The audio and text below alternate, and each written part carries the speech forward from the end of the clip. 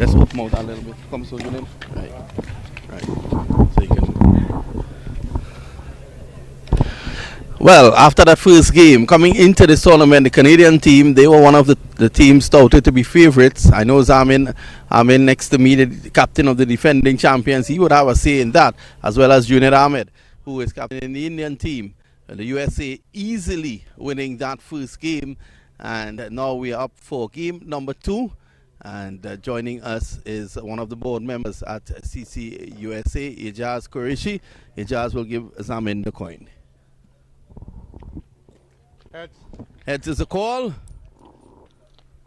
Heads it is. What you going to do, Junid? We're going to field first. What's the thinking behind that? I'm thinking is we don't know kind of what the pitch is going to do, and really it's been keeping low, but we think it'll be a better position for us to do. Give them a target. They'll give us a target so we can chase that. We're better at that. So. You're very good. You're a very good spinner. How is your game these days? Yeah, it's on point. Absolutely, we're here to play a good game, and we got some legendary players like Mr. Amin Zaman and Mahendra Nagamutu and a few other names that I don't remember, but Beam George is there on the some place to watch. Good. We want to wish you all the best. Thank you so much. Thank you so much. Well, Zaman, not winning the toss, having to bat first. How big of a disadvantage or advantage is that? I don't think it's an advantage. I would have done the same, but you have to go out there and play the game. I know this wicket plays a little bit lower as the day goes on. I would have fielded also, but someone have to win the toss, and happens so India won the toss. So we'll have to play smart. We'll have to play hard, and hopefully we come out on top. I want to wish you all the best. Thank you. Well, that's the defending champions there, the West Indies, their captain Zamin Ahmed, and that's the news from Pitside.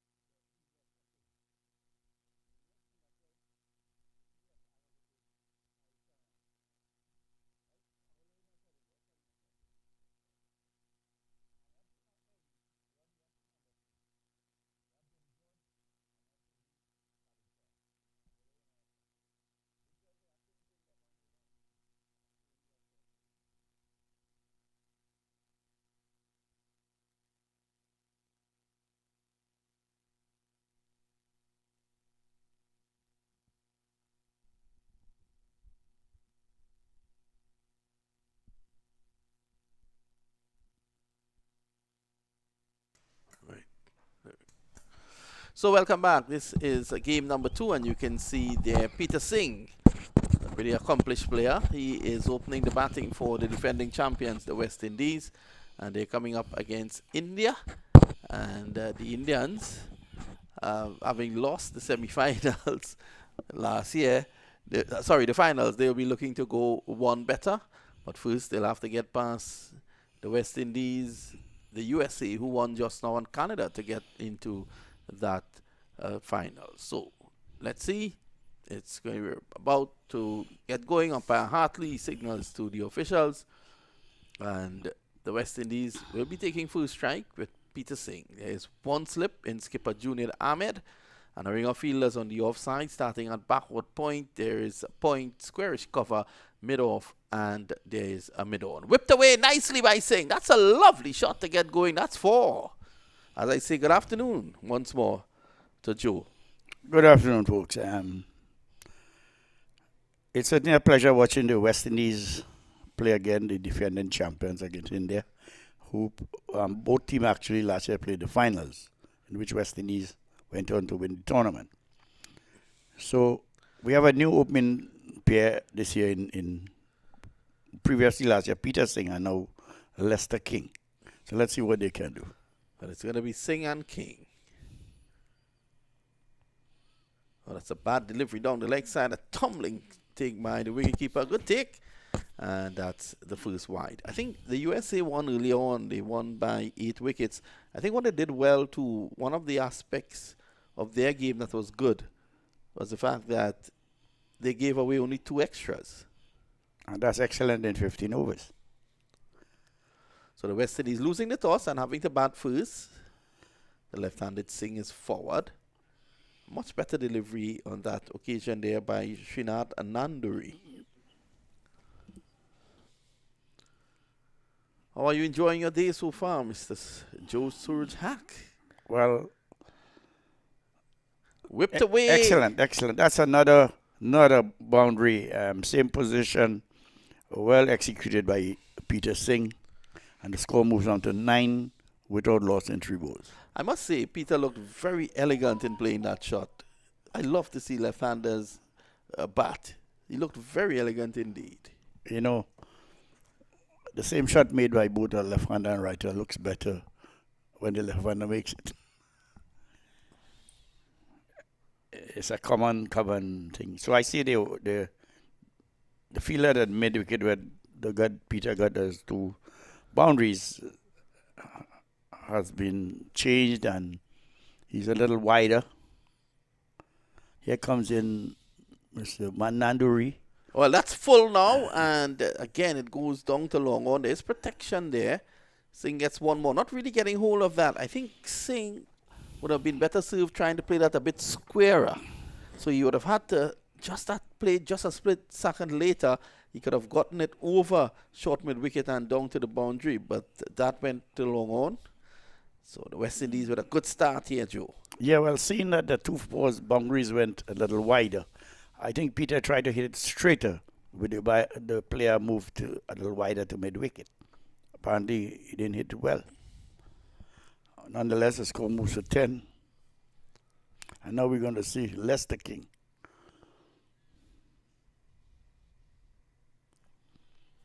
I think Lester King comes from Connecticut area, the Hartford area.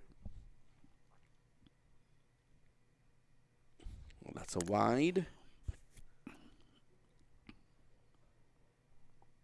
So Nanduri, just looking to line it up properly here. There's still a sheen on the track, not as prominent as earlier on today. It looks a good batting surface. It seems that way. I believe the first day, from that sheen continuing, the medium pacer might do better than the spin bowler. But Charlie, obviously in the first game, challenged the batsman and he did well.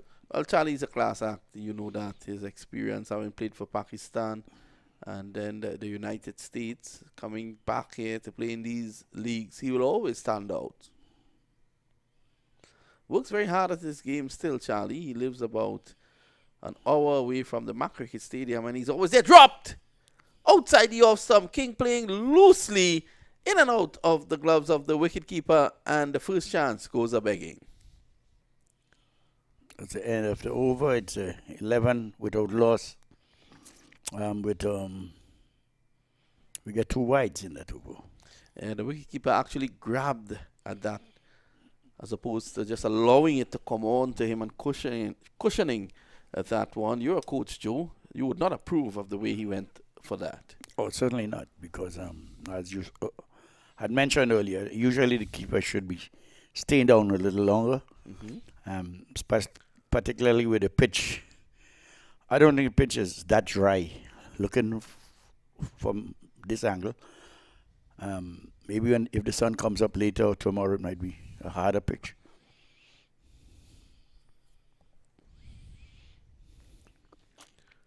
So Lester King gets a chance. He's yet to score. Peter Singh is on 9. Taking a leg stump guard there, Peter Singh.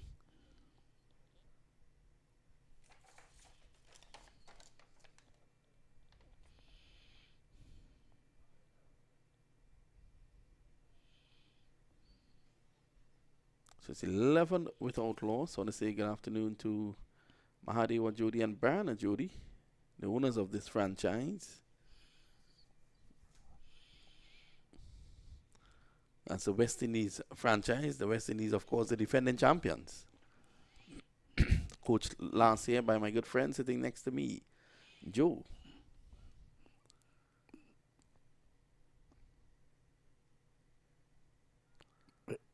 Driving and edging, and he's gone. So Peter Singh doesn't wait for the umpire. He drove loosely at that. Nowhere close to that one. He just flayed the bat at it, and it takes an edge. Pretty innocuous delivery to get a wicket, but the West Indies lose their first wicket. Again, at this stage in the game, this is something as a coach I try to make sure guys adhere to basic foot movement. Now we have some of these guys like that shot, for example, there's no lateral movement. So if you have a little lateral movement, you get nearer the ball, and certainly your shot would be a different shot. Yeah. Unless it's premeditated. Well, I think he saw the delivery outside the off stump. His eyes lit up, and he just threw the bat at it. There was no attempt to get it into line to play through the off stump to get close to that delivery, and he just fanned the bat at it, and it took the outside edge. So the first wicket has fallen. So now the new batsman will be Nazim Ali. Yes. Again, he's a new player for this year in this tournament for the West Indies.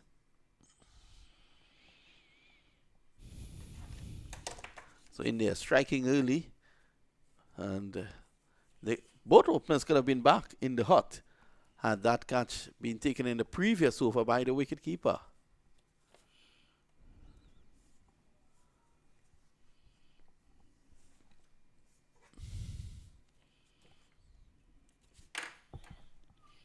Oh, here comes the sunshine. Looks much better, Vinod. Yeah, the sun is peeping out now, and thankfully the weather has stayed fine so we can get in these games. So far we have the USA game done and dusted.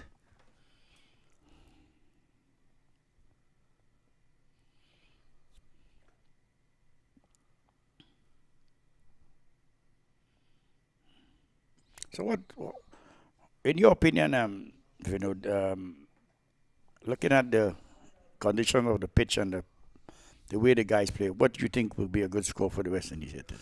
I think judging from that first game, 120 would not have been enough. So I think probably 140, in the range of 140, they will have to get. Oh, that's a nice outswinger there by Ahmad Khan, shaping away from the right-handed Ali. So I think in the range of 140, 150. Well, certainly, because if the sun peeps out and the gun is playing better rather than worse, we should have a better score. Even the outfield should be drier. Ali's in the air, over mid-off, 4, 6. 6. Pitched maximum. up. All he had to do was play through the line, and that goes all the way for 6. The West Indies came out with a vengeance here this morning. Yeah, well, That was an overpitch delivery, and you know, it speaks to the nature of the track. You know, the ball is coming on nicely onto the bat, Joe. It's all about just playing. You can trust the pitch, so you can just play easily through the line.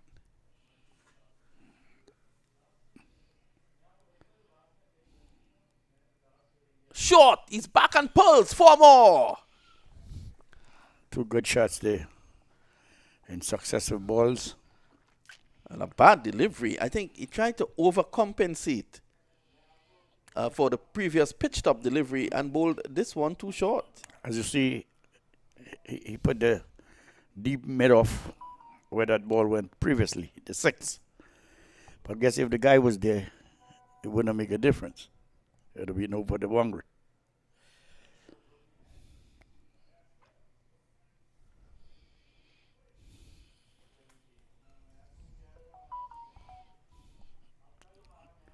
Here comes Khan. Oh, that's wide, and he cuts at it down to point.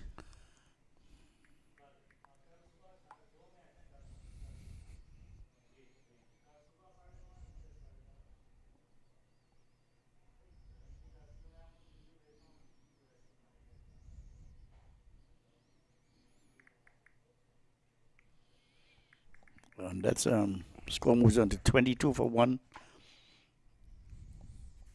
And 1.5, 1 more ball. Let's see what happens. Back struck on the pad. Loud appeal. And now that was actually a good appeal there by Ahmad Khan. Did that one strike him marginally outside the off stump? I believe the umpire is indicating that the ball is going down the leg side. Well, he was actually struck. If that is the case, if it's going down the leg side, I think more than likely it would have crashed into the stumps. I'll tell you why, Joe. That probably struck him in line with the off stump. Probably, but like I said, where we sitting here, there's a little angle. So that little angle could make a difference what we seen from here rather than the umpire. Well, that's with the natural eye, but with our straight back camera, that looked good. Well, the umpire is in the best position. We'll give him the benefit of the doubt. So at the end of over number 2, 22 for 1. And that's 2 overs. His current run rate is 11 per over so far. Captain Junaid is now going to take up the attack. Junaid Ahmed from Orlando.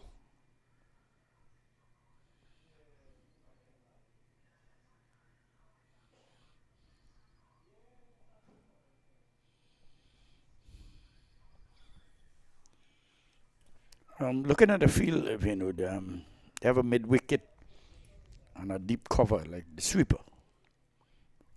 What do you think about that field placement? The 2 guys wide on each side. Well, I think he's actually protecting. Well, deep mid-wicket is there for the short deliveries. And, of course, you have the conventional sweeper on the offside, which is normally in place with the spinner in operation. This time that was a delivery down the leg side. They go back for 3. Let's wait on umpire Hartley. So that's 4 runs in total. He signals wide. They're not being a bad ball in favor of the West Indies.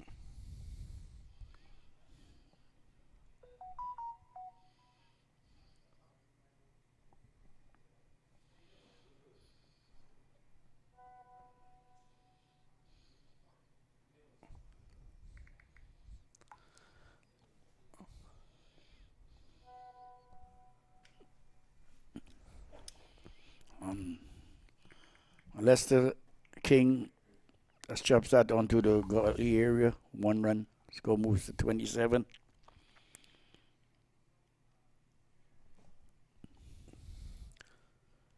Oh, that's a better delivery. Looking to hit that somewhere out of Broward. And he took his eyes off the ball there. Nazim Ali.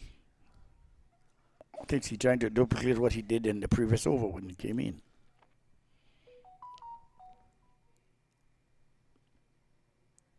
Ken beaten. Quicker delivery there by Ahmed. He's learned pretty quickly, Junaid Ahmed.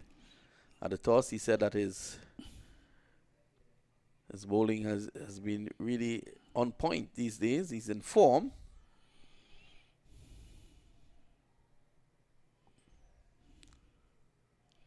Beaten again.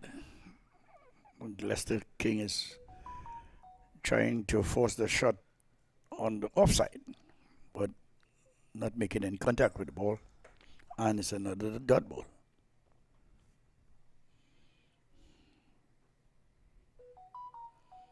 Again, he misses outside. He also valuable deliveries in the power play here being missed by Nazim Ali.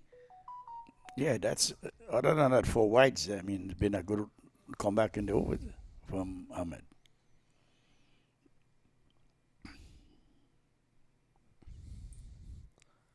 Driving.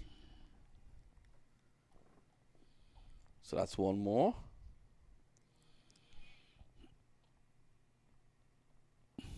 And that's the over. So it's 28 for 1 in 3 at a run rate of 9.3. Partnership is slowly building, 17. That's not a bad over. Other than that wide.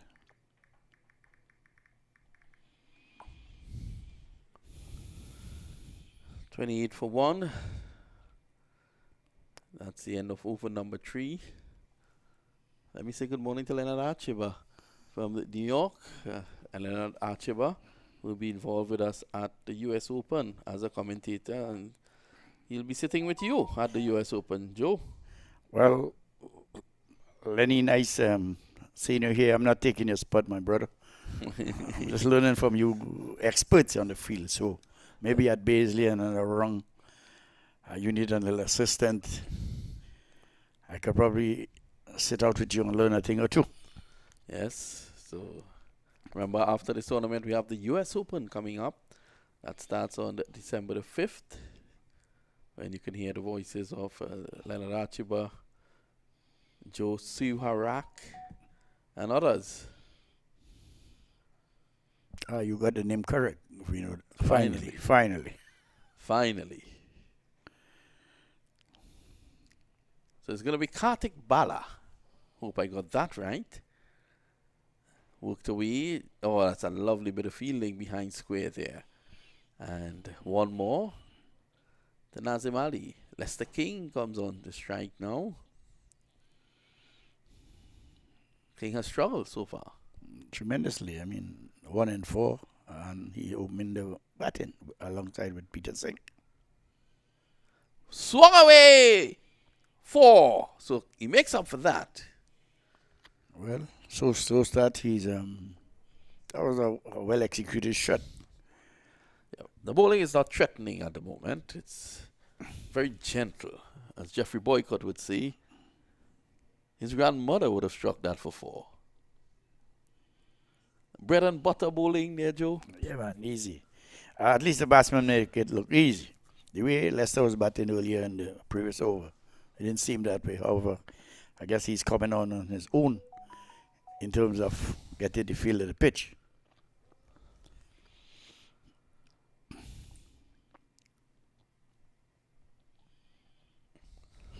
I think there are too many guys outside the circle.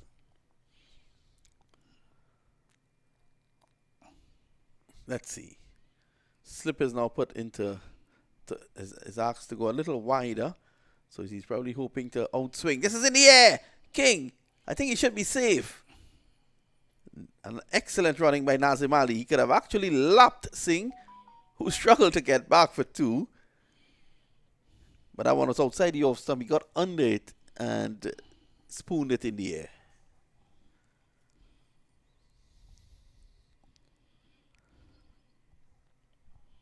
I want to say good afternoon to all our viewers from around the world who are logged on to this broadcast. You are looking at the Legends World Cup, which is taking place at the Central Broad Regional Park here in Fort Lauderdale, South Florida. To the very outside the off stump, and can't understand what the umpire is signaling, what he's asking. The batsman is looking for wide. But he's indicating, he's pointing to his hip, so I can't understand that. He's probably having a private joke with his friends out there. Swing and a miss. So Leicester would have had 7 of 8 balls. I think he needs to just look at the ball. He's not looking at the ball. He's just swinging for all it's worth.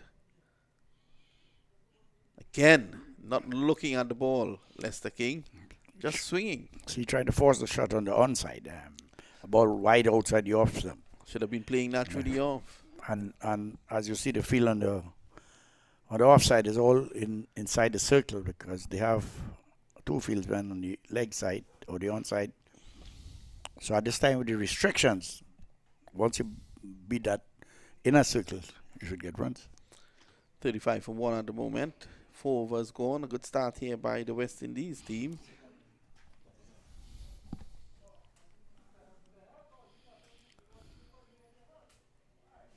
And it's going to be Junaid Ahmed to continue, a man who plays for the World Stars team.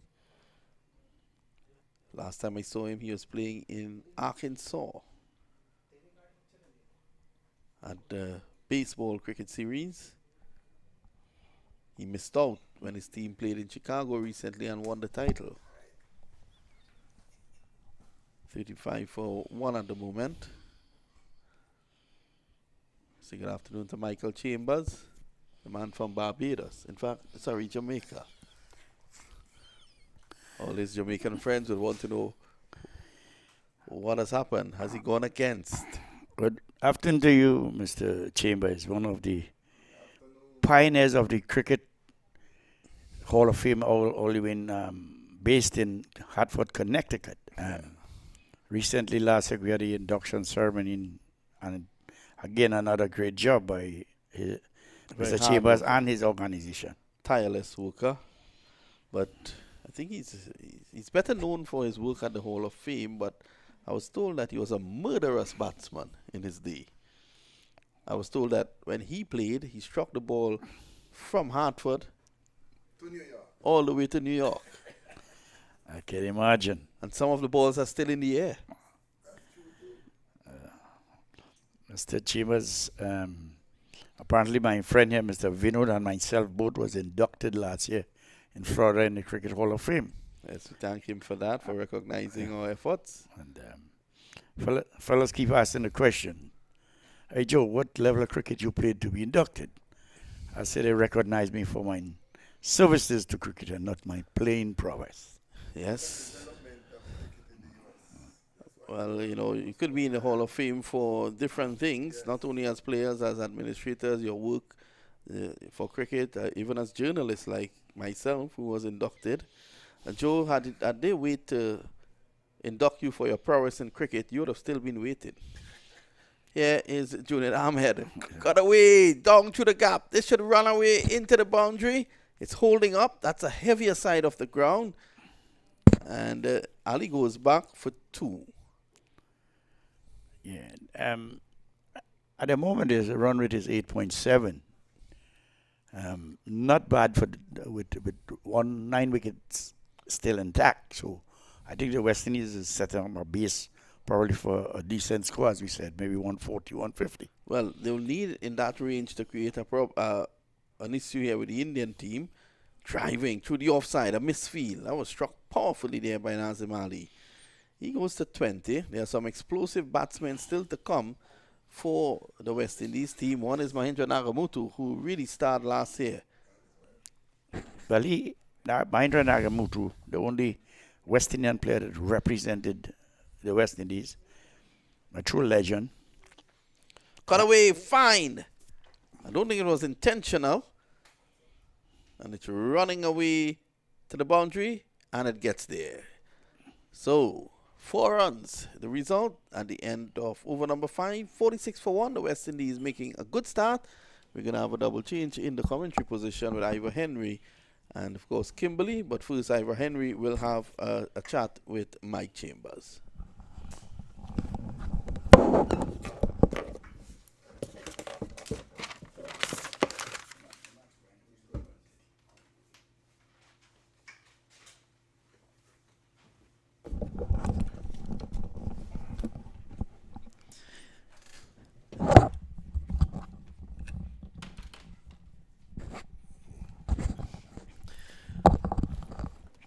Well, good afternoon, viewers.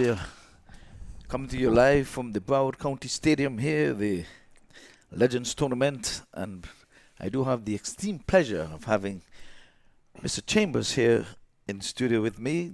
Good afternoon, sir, and how are you doing, sir? Good afternoon, sir. I'm here enjoying the weather and the cricket.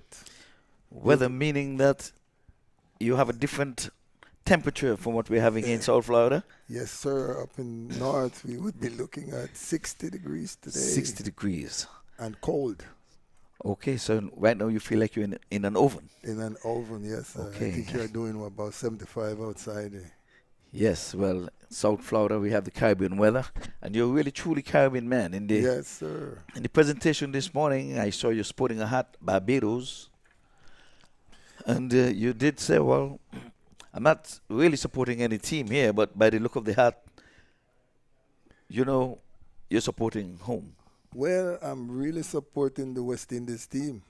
You know, okay, make no bones about it. We're coming up against U.S. soon, so...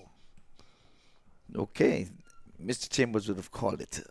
So, Kimberly said she's standing neutral, and this morning she asked me the difficult question of whom I am supporting. And I came up with a simple answer. I said cricket. That's a good answer, you know. That's what you told me, so I say I'm sticking to that. Well, you're missing any cricket. It's 47-40. They went 48 for 1. Team West Indies, the defending champions, here trying to defend their champions. This is the second of its kind, the Legends Tournament. Canada taking part for the first time in this tournament. So, Mr. Chambers, what bring you to South Florida? Not that you're running away from the cold. No, I came specifically for the tournament because the more cricket we play is the more exposure the game gets, you know, especially in the U.S. You know, I'm tired of people telling me, is cricket the little bug that flies around, you know? So the more cricket we get on MAQ TV and on, you know, on the internet, people knowing that cricket is played in the U.S., the more, you know, popular the sport will become. Well, it's the second most popular watch sport in the world. So I can't seem to see why the Americans don't want to think that it's a sport that needs to be watched. But 50 comes up on the board. Team West Indies trying to set a target here. This time he's going after him, and he's playing this one from the inner portion of the bat onto his pads and gets a single leg by signal here by umpire Vincent Brown. So you're doing wonders with the Hall of Fame. I think Sir Richardson, or Dr. Sir Richardson. Dr. Sir Richard. Yes, has now been inducted into the Hall of Fame. And Sir Julian Hunt. Sir Julian Hunt was also inducted, yes. Yes, it's getting bigger and bigger and bigger. How big do you want to go? Well, here's the thing. The hall was invented, for a better word, lack of a better word, back in 1980 to be used as a vehicle through which cricket in the United States of America would be developed. And so what we've decided to do with the Hall of Fame is to identify those individuals, not especially players, because we don't keep score in the U.S. Okay, this one is whacked into the offside. They're thinking too, but it's just a thought because there was coverage in the deep and sent a good, nice, strong throw back in. Today we are sporting a 70-yard boundary. I think the creator, Mr. Milton Taylor, think that these legends are getting younger. We've seen quite a bit of freeze one. Normally we don't have this on this field because it's normally 60, 65-yard boundary. But this time Ali is going in the air. It's going, all heads going up in the air. It's going to land safely for 2. They complete 2. It was one that was hit from the side of the bats. These bats today, you can hit 6s from the side of the bats, how thick they are. You know, 10 years ago, I called for the bats to be checked because I believe they are putting too much juice into the bat. All you have to do is swing. If you connect, it don't make no difference. You middle or you edge. It could be a 6, you know.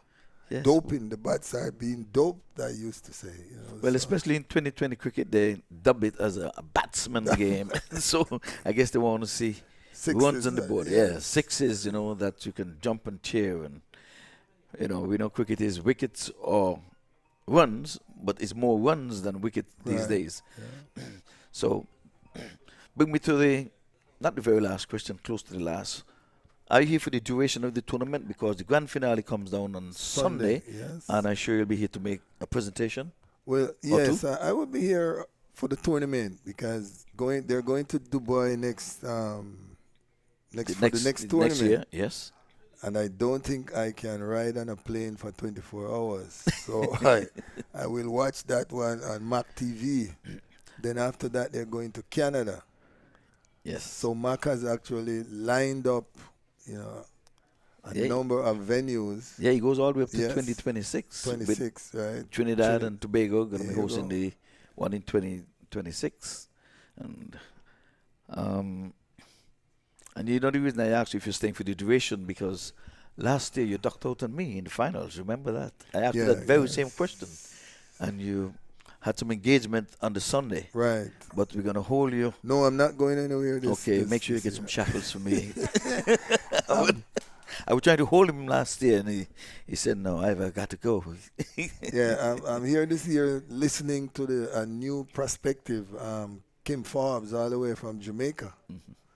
Learning, and I'm hoping you will break her in properly, sir, because I know you have all the experience to make her great. She's been doing a pretty good job. Okay, as a matter of fact, I got one wrong this morning. She wanted to put me on spot to give me 2 wrongs. Okay. Listen to the difficult question she would have asked me. They're chasing 117 to win.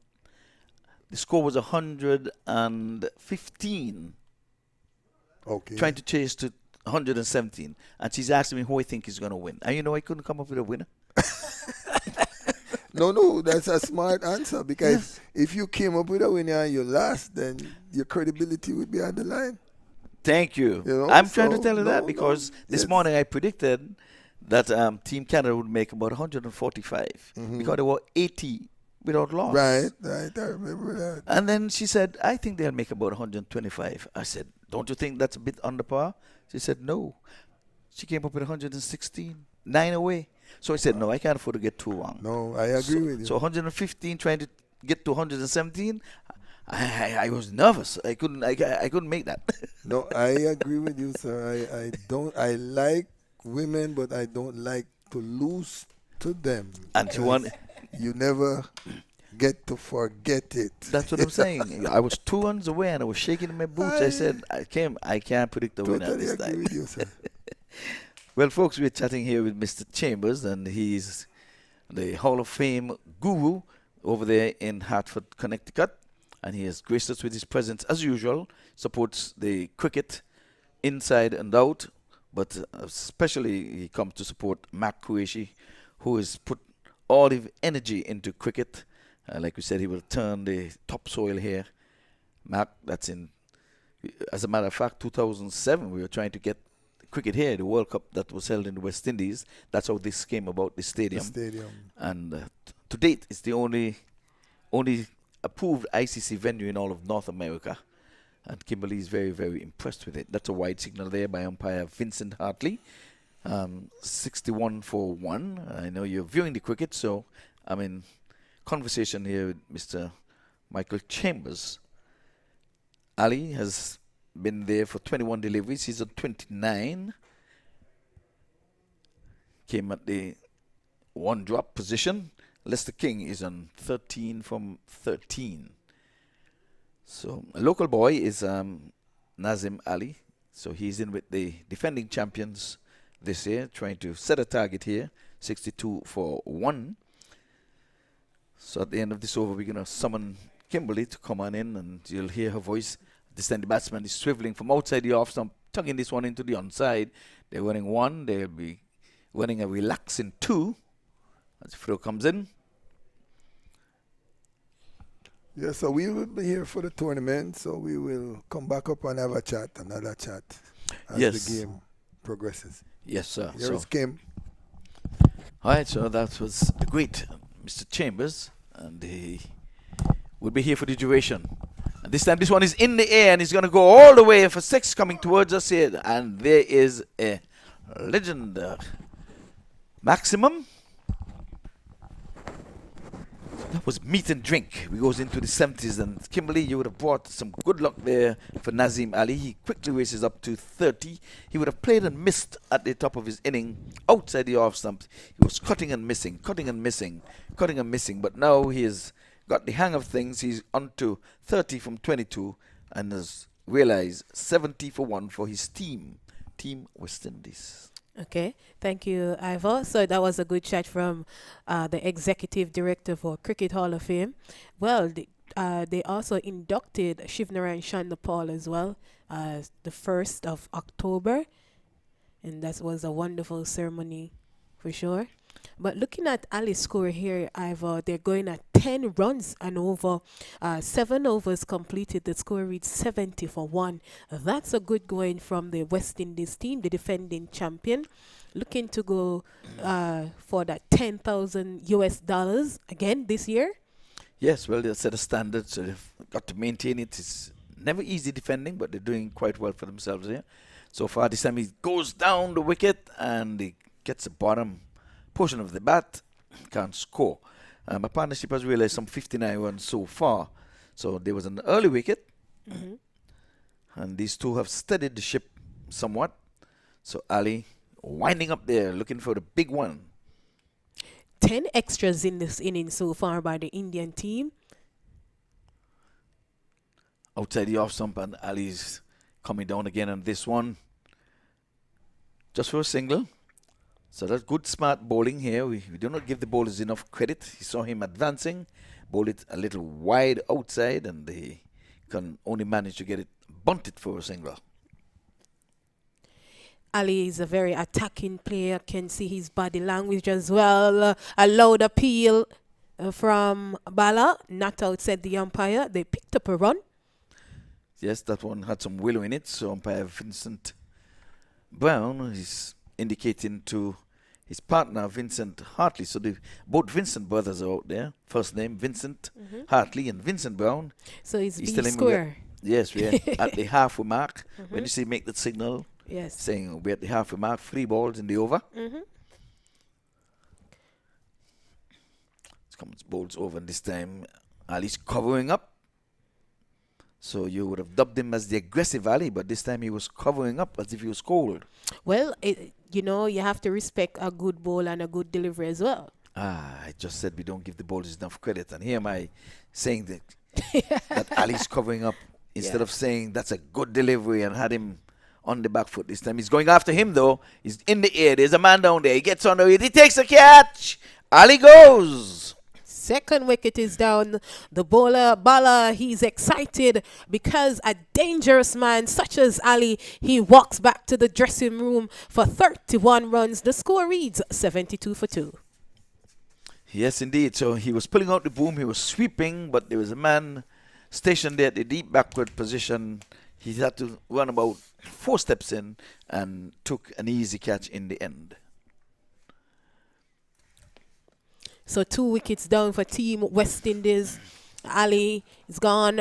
Over from Bala so far. A dot, a single, a dot and a wicket. So looking at the 7.5 overs gone. 10 extras already, going at a current run rate of 9.2 runs and over. So Bala picked up his first wicket. Allah, he's gone for 31 from 26 deliveries. And you're joining us here, right here in Florida. It's overcast right now. Had rain yesterday. They predict that we'll be having rain here today as well. I hope that will pass.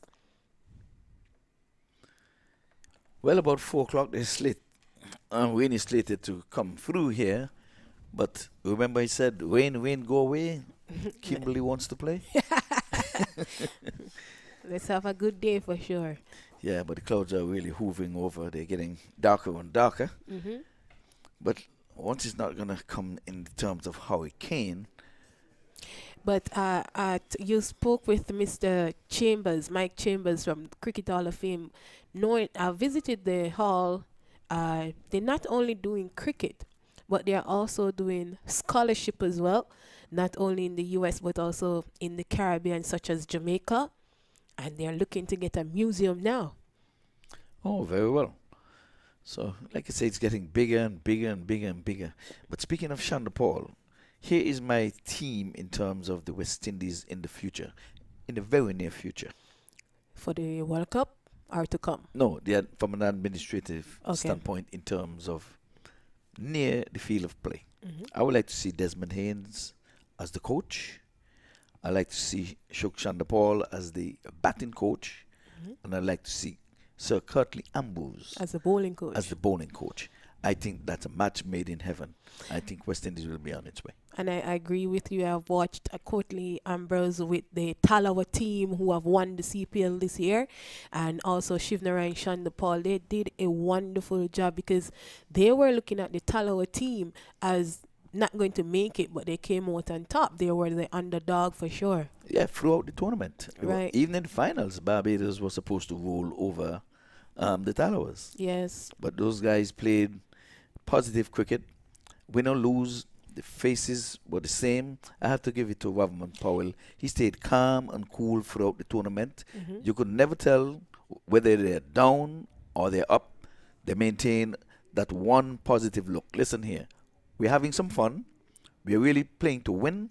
And we're going to win. And right. And if you don't win, it seems as if, well, we're not going to be too hard on ourselves. We'll just go for the next one.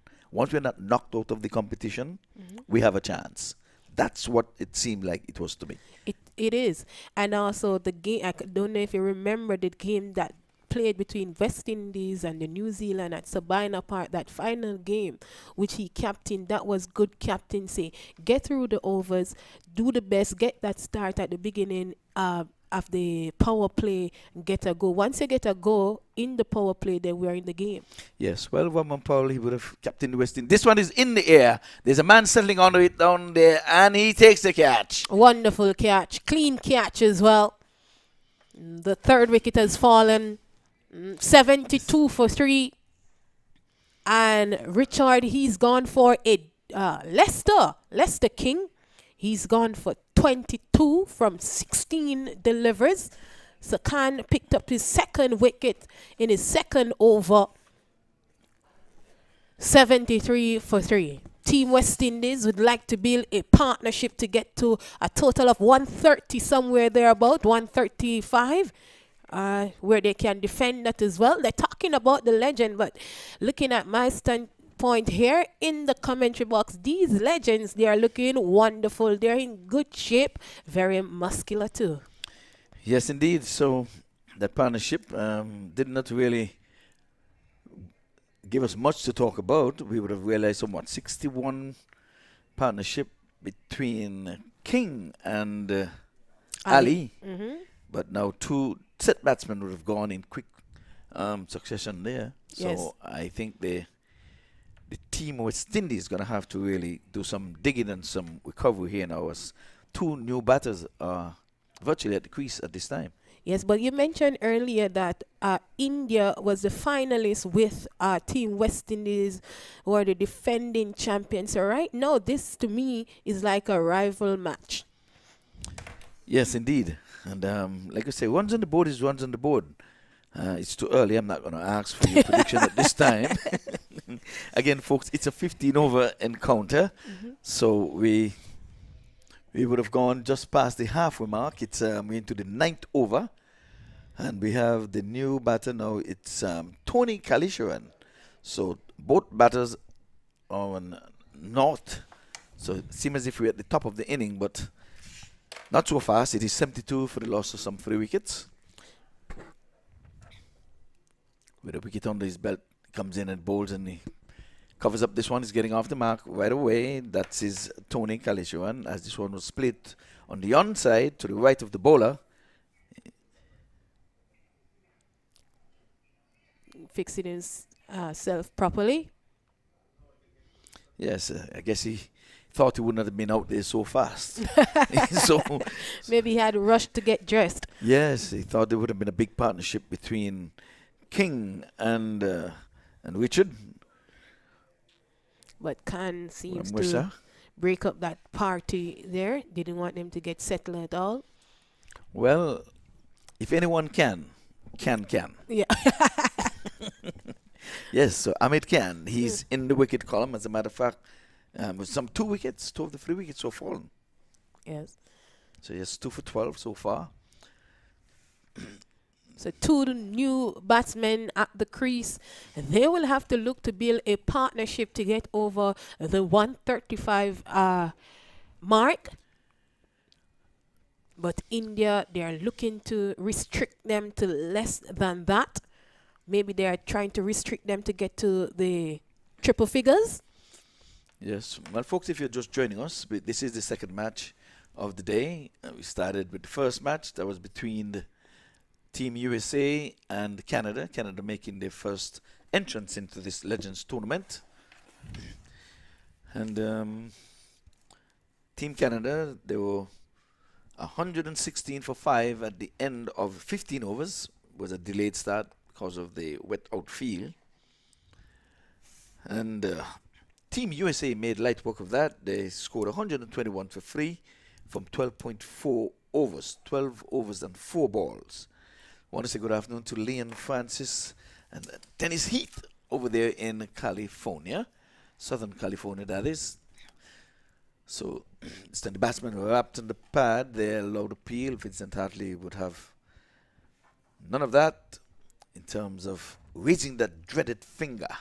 So Khan started this over with a wicket, a run and another run and a dot. So 4 deliveries down already. Bowling a good line and length for sure. Swings and misses. Yes, some away movements there from that delivery. He was sliding further away from the batsman. He needs to get across if you're going to slap it through the offside, but taken there nicely by the wicketkeeper. Yes. So it's getting darker and darker here. Yes, some real heavy clouds hovering over. Oh, down the leg side, and he's swinging and missing. He was down on one knee. And that is a wide signal there by umpire Vincent. Yes, he's waiting for the acknowledgement from the official scorer, Waddy Lallman, and his crew. So 75 it is. So 3 wickets down already, Ivor. 2 new batsmen. That's a What a beautiful nice shot. Straight down the ground. And it's going to be rewarded with 4. That's a lovely shot. Indeed. So 3 wickets down, 2 new batsmen at the crease. And Khan, he's bowling wonderful. His over come to an end. The score reads 79 for 3 at the end of 9. It is a 15 overs affair. So with Richard and Tony at the crease, they're very muscular too. They will have to try and get some boundaries to get something tangible on the board that Team West Indies can defend. Yes, indeed. But that was a lovely shot. Good use of the feet. He danced into that one, got to the pitch of it, and no one can feel behind the bowler's arm. And he played it straight down the ground, straight back, had 4 written all over it from the time he would have left the bat. Mm-hmm. So you can tell your relatives, if you're watching, you can also ask them to join us on maqtv.com and YouTube. And if they're home and not watching, you can call them up. Turn your TV on to MAQ TV. And we'll be here for the next 2 days because we're going to be here Saturday and Sunday. Sunday, the curtains come down with 2 matches, the semi-finals and the finals. Mm-hmm. And so you're going to be here. Definitely, I will. Oh, here it is. So there you will know you are who so sure about yourself. When I grow up, I want to be like you. You know what? If you read a book as Mindfulness, the winning stroke that is written by the man himself, Mike Chambers, then you'll know how to speak just like that. Okay, good. Okay. I'll take your advice. Now it's time for me to put you on the spot now. It's 79 for 3. We're into over number 10, so 6 overs to go. Now it's time for your prediction. As I said, they will have to get to 130. 130 Take your time. I'm going to write it down. 130 will be 130 from 15? will Okay. be a good total for Team West Indies, but for them to get to that 130, they will have to get a goal. Try and target a bowler to get some boundaries. Okay, so your number went a little higher, so this time I write it down. You went to 125, so 130. That seemed like a big number, so I wrote it down. So 5 overs to go. 5.5 overs to go. They can get to 130. They have some hard hitters there. So if they get the boundaries, they will get to 130. Okay, well, as you can see now, Niaki's taking pace off the ball. It's straight down the leg side with one. Got away with it there because that one should have been hit out of the park. He was full down the leg side. But like we said, 2 new batters at the crease. And they're trying to make their way. But now it's time for the party. 80 it is for the loss of some 3 wickets. And folks, you're listening to and watching live cricket coming to you from this beautiful stadium, Broward County Stadium in the beautiful city of Lauderhill. I want to say good afternoon to Virgil Francis. Flights that one up, back to the bowler. I don't know what's that, but I guess he's wondering, did it touch the ground?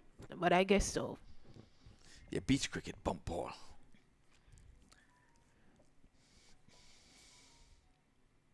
Swings and swings hard. They will try to double up and get 2. Looking to come back for the second. Picked it up quite comfortably. They need more for them to get to the 130. Score moves up to 82 for 3. Richard moves up to 2. Tony, he's on 7. Seems as if something is wrong with Richard.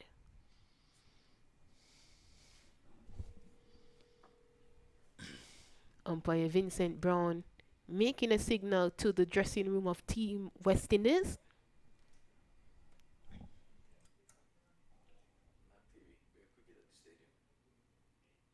So they're calling for some assistance from Team West Indies.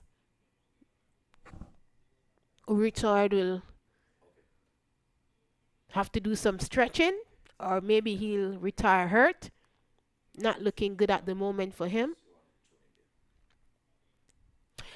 Score reads 82 for 3. Team West Indies, they were sent into bat by Team India, who have won the toss.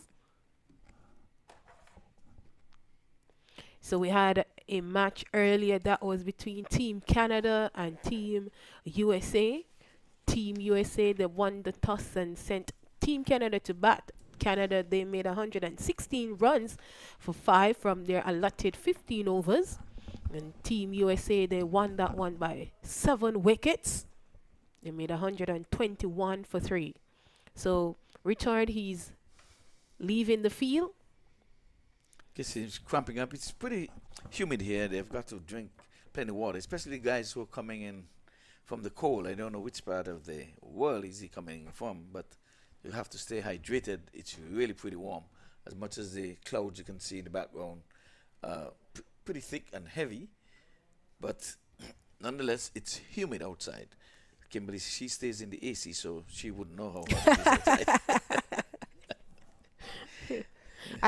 outside. I'm in the AC, but I'm thinking it is hot like in Kingston, Jamaica. Yes, well, the sun is out now. We haven't seen the sun in quite a while. It looks nice on the TV, but the sun is definitely out. So I want to give the production crew a big thumbs up. Wari Lalman and his crew, you have to give them big thumbs up. They're the ones who are bringing out all the videos that you're seeing. So we have a new batter in now, and that's the ex-West Indian player, Mahindra Nagamutu. So I'm warming up this morning. Seems as if the West Indies team can call him back to the squad. Looking good, in good shape as well. yes, I saw him middling a few there in the warm-ups. So we had a break there, and let's hope that all is well with Richard. Richard. So let's not hope that he's saying, well, I wasn't getting the ball away, so let me fake something. I don't think that's the case, though. I don't think Just so. put a little twist in it, you know. Oh, this one is high and full and loopy, but the umpire didn't think it's going to be high enough to be called a no ball, as the batsman really he advanced down the wicket. He could have done much more He with that. signaled Though. something there. Who? Umpire Vincent Brown. No. He's just asking the bowler to wait after waiting the batsman. So he had his mouth stretched. He became a traffic police there at the time. Outside edge, outside the off stump. There's a man in the 45. Once to his right, send the throw to the bowler's end. As the over comes to an end, we're going to have a change in the comment box. Change in the commentary, and we're going to have Vinod Manchand, and I guess you're going to have an interview with someone.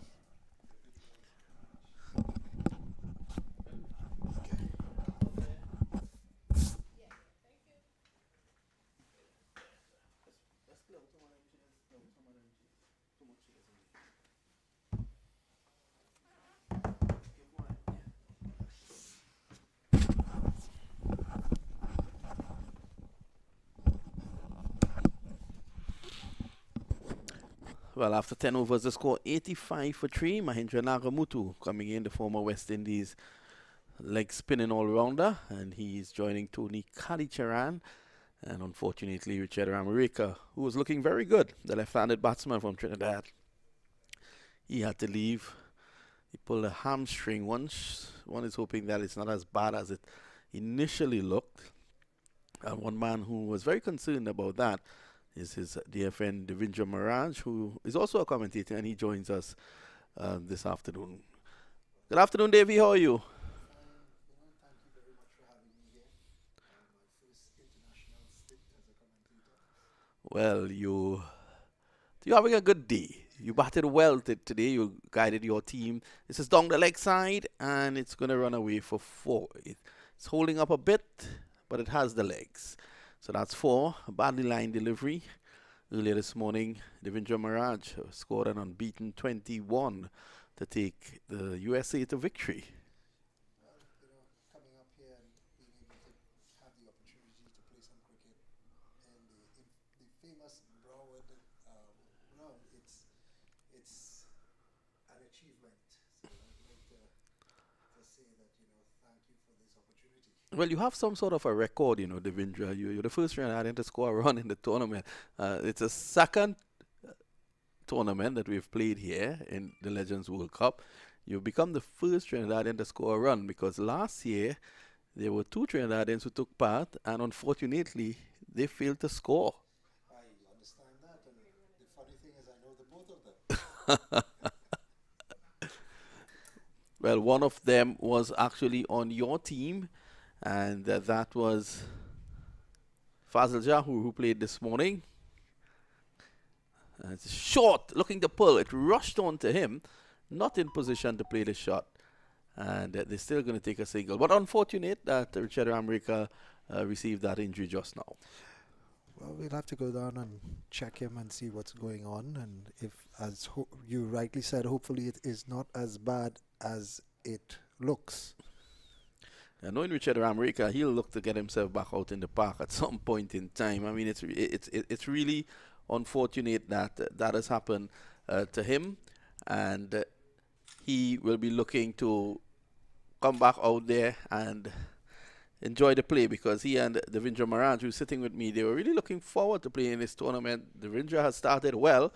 Richard was on his way, and of course received that injury. Your initial thoughts of the tournament? Oh, it is definitely well organized, well arranged. A beautiful ground to play on. So definitely it all adds together for good cricket.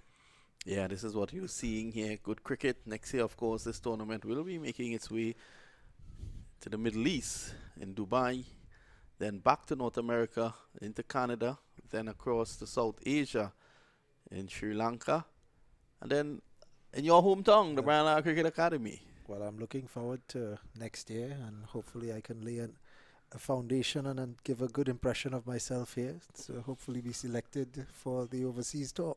Well, you've started well, and I dare say this morning you showed your football skills as well whilst you were fielding. And Well, you know, as we get a little bit older, the back doesn't bend as easily. So try telling Richard Ramrika that, you know, he wanted to rush back and get two, unfortunately for him. So it's Ahmad Khan was taking 2 wickets so far, and Nagamutu, who had a really good tournament last time around.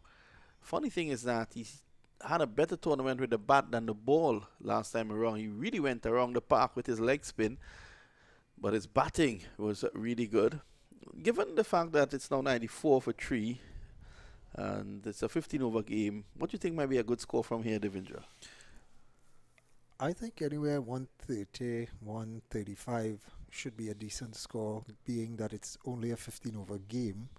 You know, the wicket is pretty flat, but the outfield is a bit slow. You know, you're playing the ball along the ground, it's fine, but anytime you go airborne, the ball drops, sticks in the ground, so you have to run your runs. Yeah, it has been a bit damp out there. Sammy's back, crashing it down to the sweeper. That's one, and Nagamutu is going to come back for 2, so he's pushing Kalicharan at the moment.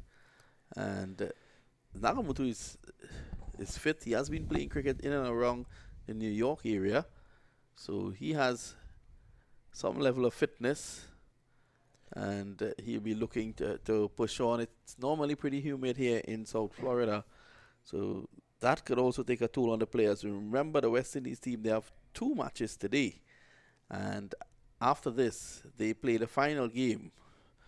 Richard Ramrika got an injury, so I'm not too sure if he will feature in that match. But Well, it all depends on how much strapping and how much drugs he can take in order to alleviate his pain. well, I think he might be on the phone with one of his doctors in Trinidad because, you know, he's the man who runs the Health Net, set up Health Net and Lab Medica. It's so funny. A medical man comes here and gets an injury so early. But as Davy Mirage was telling me early on, you know, Richard has been training pretty hard coming into the tournament. It's unfortunate to see him go down like that. Well, let's hope for the best. Hopefully we can actually get it strapped and, you know, some painkillers, and hopefully he can still come out and have a good outing. Yeah, you'll want to impress with that impending tournament in Dubai. Back deep. Nagamutu still can't maneuver it past the fielder at short mid-wicket.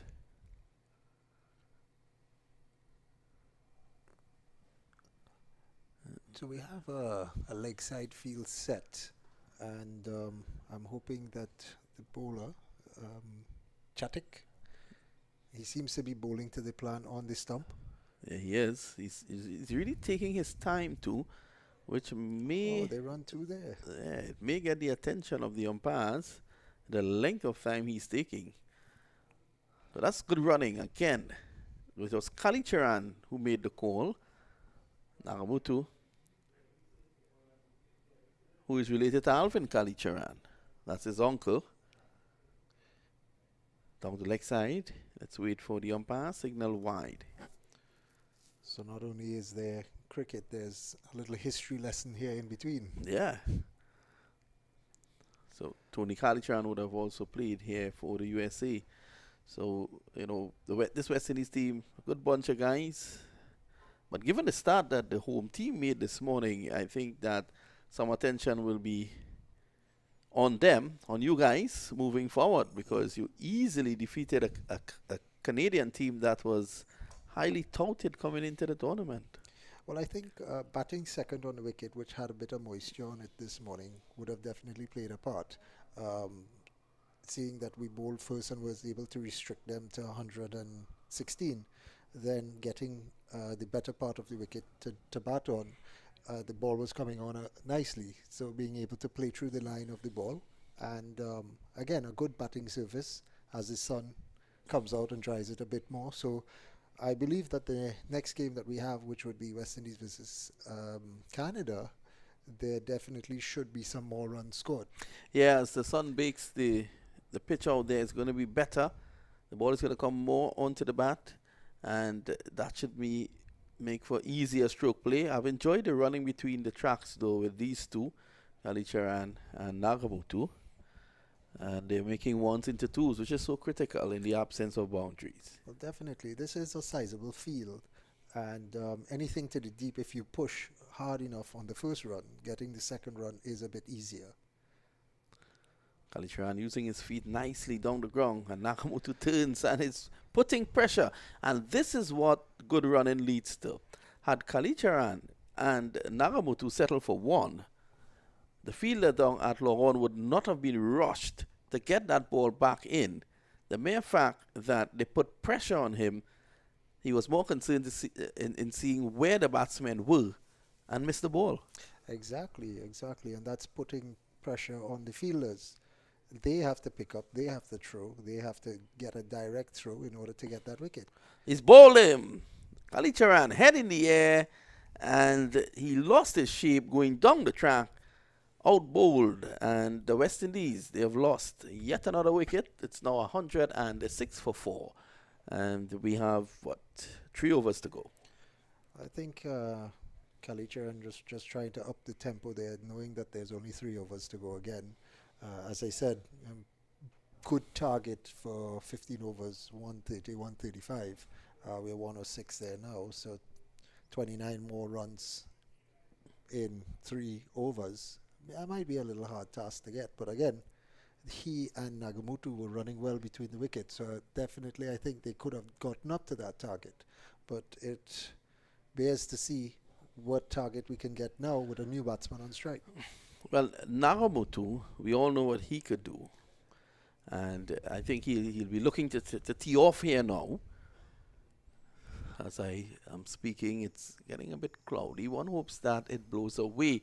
Just above us, you can see a helicopter circling the ground. It's taking in the action, making sure the Vindhya Maharaj is safe. And from the east, where the wind is blowing, it's pretty bright and clear.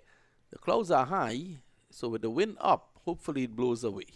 Well, let's hope that the helicopter can stay up there and push some more breeze and push the clouds away.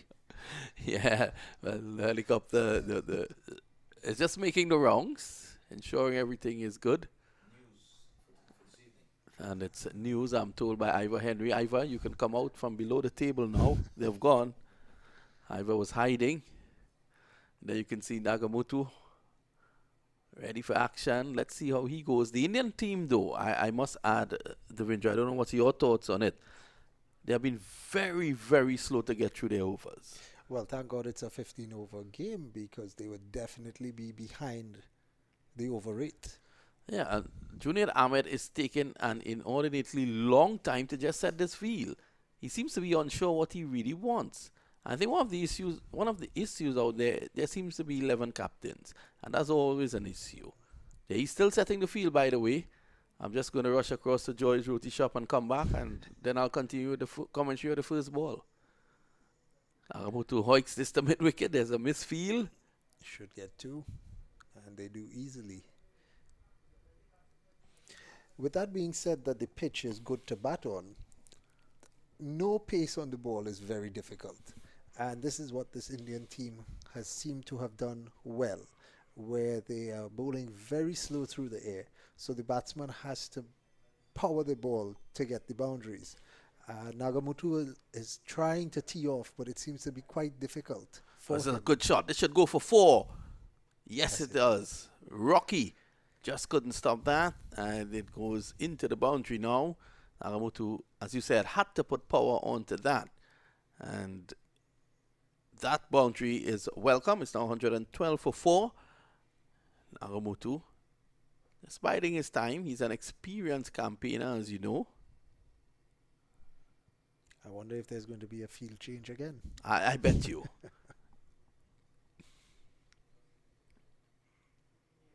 And for this, I think the umpires are guilty. They need to take control of the game, because we could end up in a serious issue later on when we reach that 7 o'clock cutoff time. You don't want to be unkind to any of the teams who had actually nothing to do with what's going on there at the moment.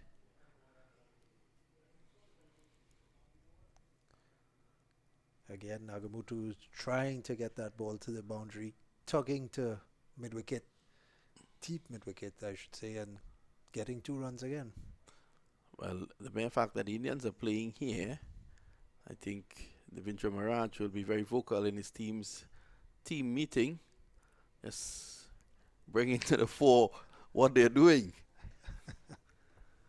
So Makarishi has his man Devendra Maharaj out here.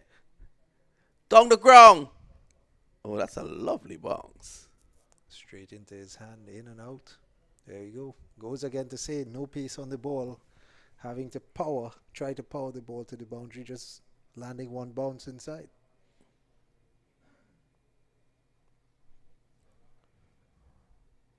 As we have Abdul Salim facing his first ball.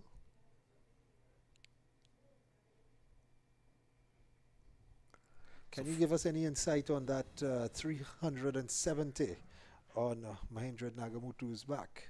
Well, we may have to ask him that at the break, because I saw it. It caught my attention, and I was thinking, where had he scored that? I feel it's probably in New York. Can't be in Guyana. We would have known about that. Probably in New York in one of the leagues. Or is it that he has taken 370 first-class wickets? You know, normally... I think it might be the latter. Yeah, I think so. I think we would have definitely heard of a score of 370 by Mahendra Nagamutu.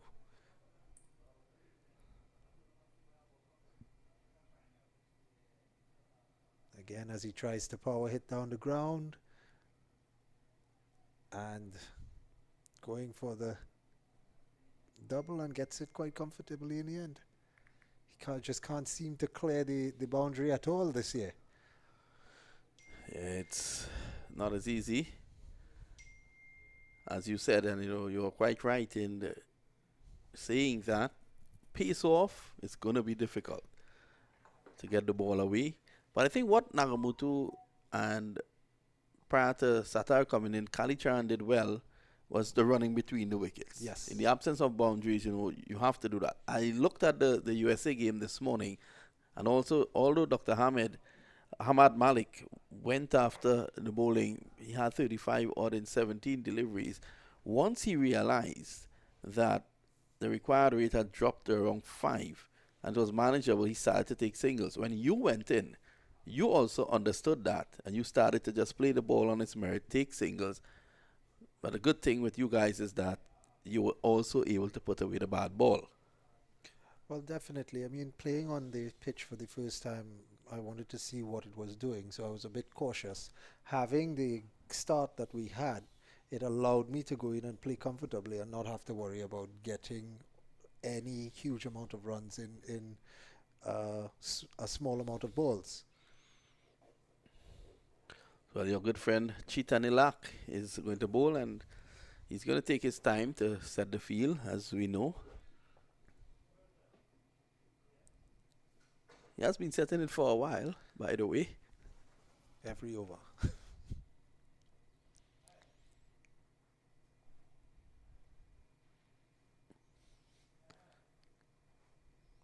Again, just floating it up on and about a good length, and Sattar not being able to capitalize. I think Sattar played the shot on the move, and he should have shown some sort of intention there to get a run. Nagamutu was nearly halfway up the pitch.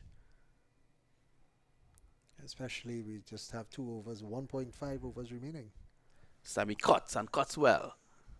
Nagamutu takes 1. He wants 2. And he's going to get it.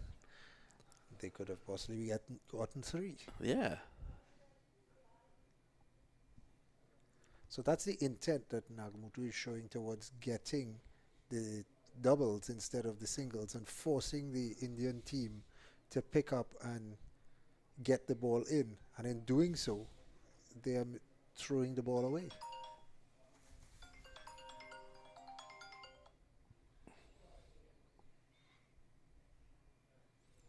Oh, that's a good shot through the covers. Runs here.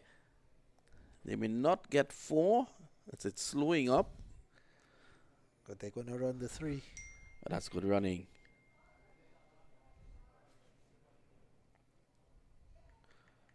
So my predicted score is getting a little bit closer. Yep. As we have Nagamutu on strike here now, I think definitely he's going to try to see as much as he can get airborne.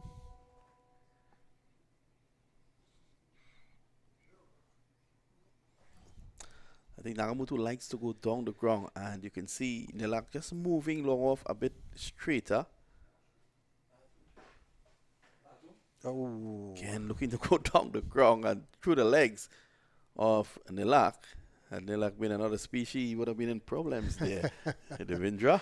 As they say, 9 months.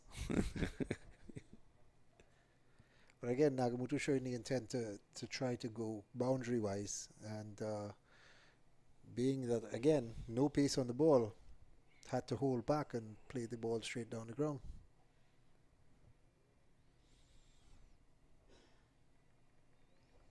As we see the field being set again. It's a unusual position. Well, somehow, Sattar plays the ball right back to him. That was a delivery outside the off stump, and backward point is on the boundary. There is no sweeper at cover. He should be looking, Davy, to hit that ball through the offside. Exactly. But I'm trying to figure out what is that position between short extra cover and long off, sorry.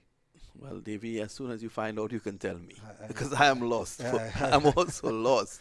I'd have to do some research on that one. At the end of 14, the score is 125 for 4.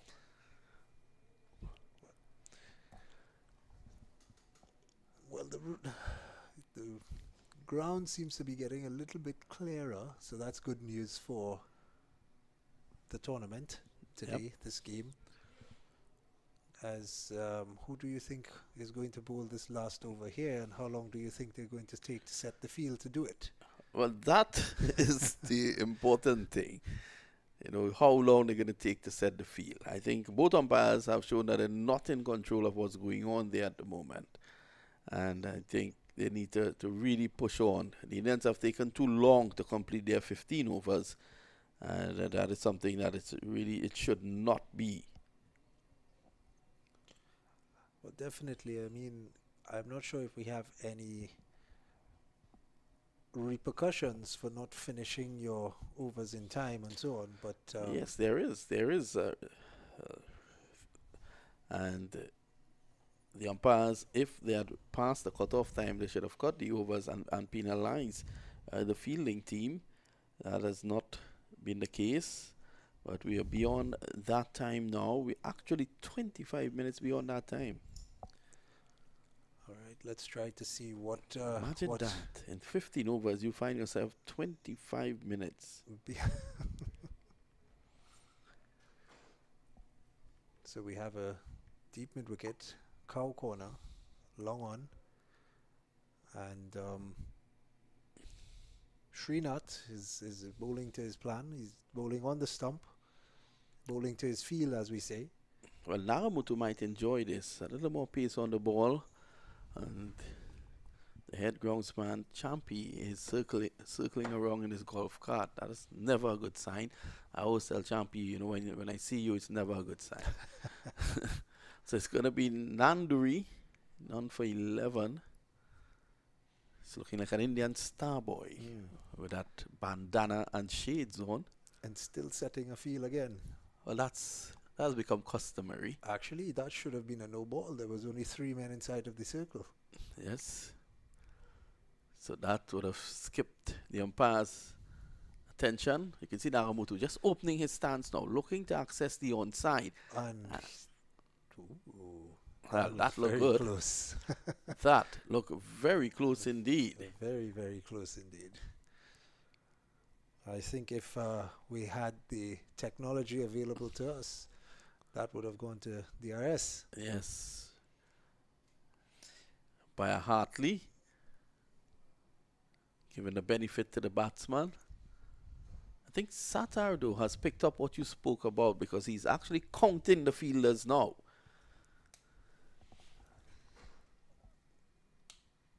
Yes, and now corner is coming in. Yes.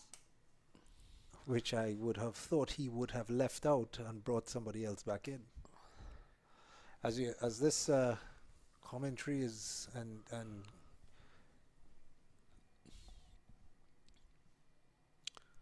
Yes, Srinath. oh,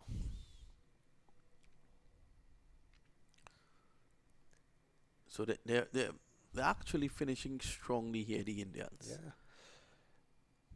Nagamoto has not been able to take it away from them. He has scored at a good clip, 19 of 13, but still, this is the back end of the inning, so he'll want to end strongly. He has 3 deliveries to go.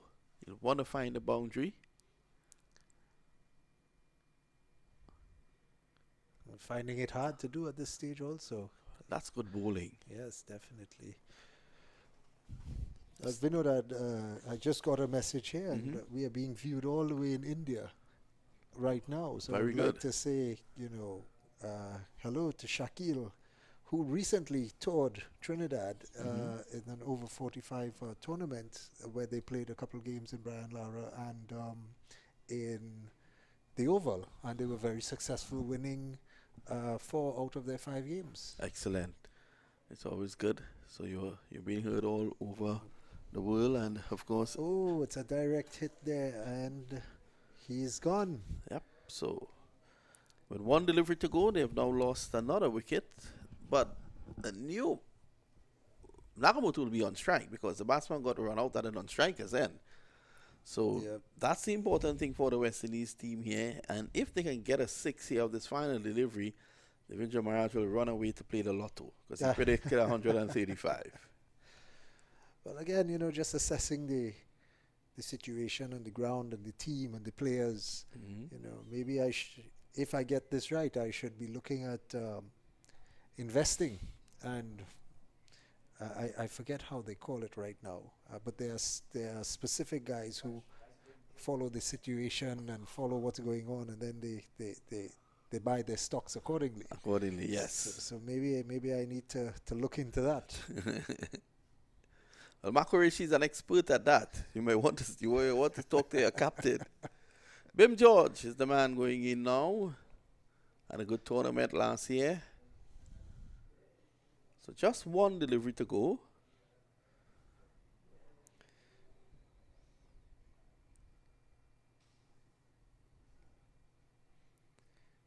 Well, let's see. If they get 1 run, they're still within my target range. And is he going to be dropped? And he is. Yes, he's dropped. So he's going to go back for 231. And just when you thought the fielder had it under control, it went right through his hands. He's looking up at the heavens as if to blame God. But he can't blame anyone. That ball came right down at him. He circled nicely, got underneath, and then spilled it. So that's the end of the 15 overs. The West Indies closing on 131 for 5. Bim George didn't score. He didn't face. But Nagamoto, 22 of 15. Lester King at the top got 22 of 17. Peter Singh, 9. Nazim Ali, 31. Richard America, unfortunately, retired for 2. Kalicharan, 19. Nagamoto, 22, not out. Satar, he had 8. And Bim George, none. Extras 18, and I'll get back to you concerning that extras. Let's look at the bowling figures now. Well, that should be coming up pretty soon.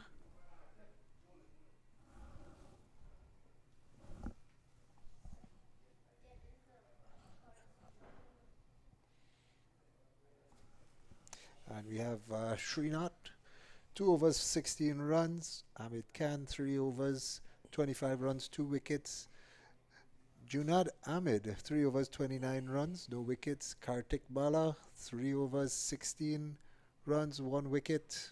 Hamish Patel, 1 over, 16 runs, no wicket. And Chitta Nalik, 3 overs, 23 runs, 1 wicket. So 131 for 5, 18 extras. When the USA team played this morning, you guys gave away 2. Oh, really?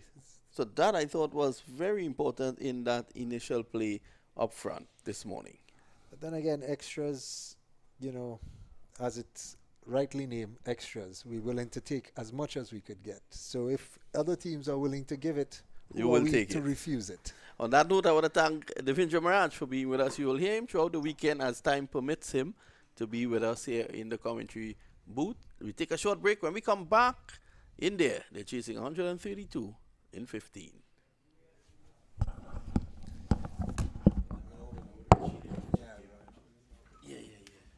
As you get time and thing, and let's come up now.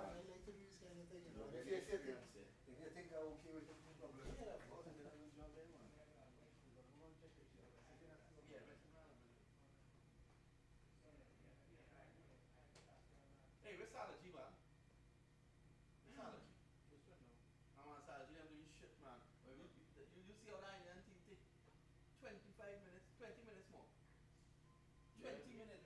Yeah. Well, Salaji, talk to me, man. I think I need to put on my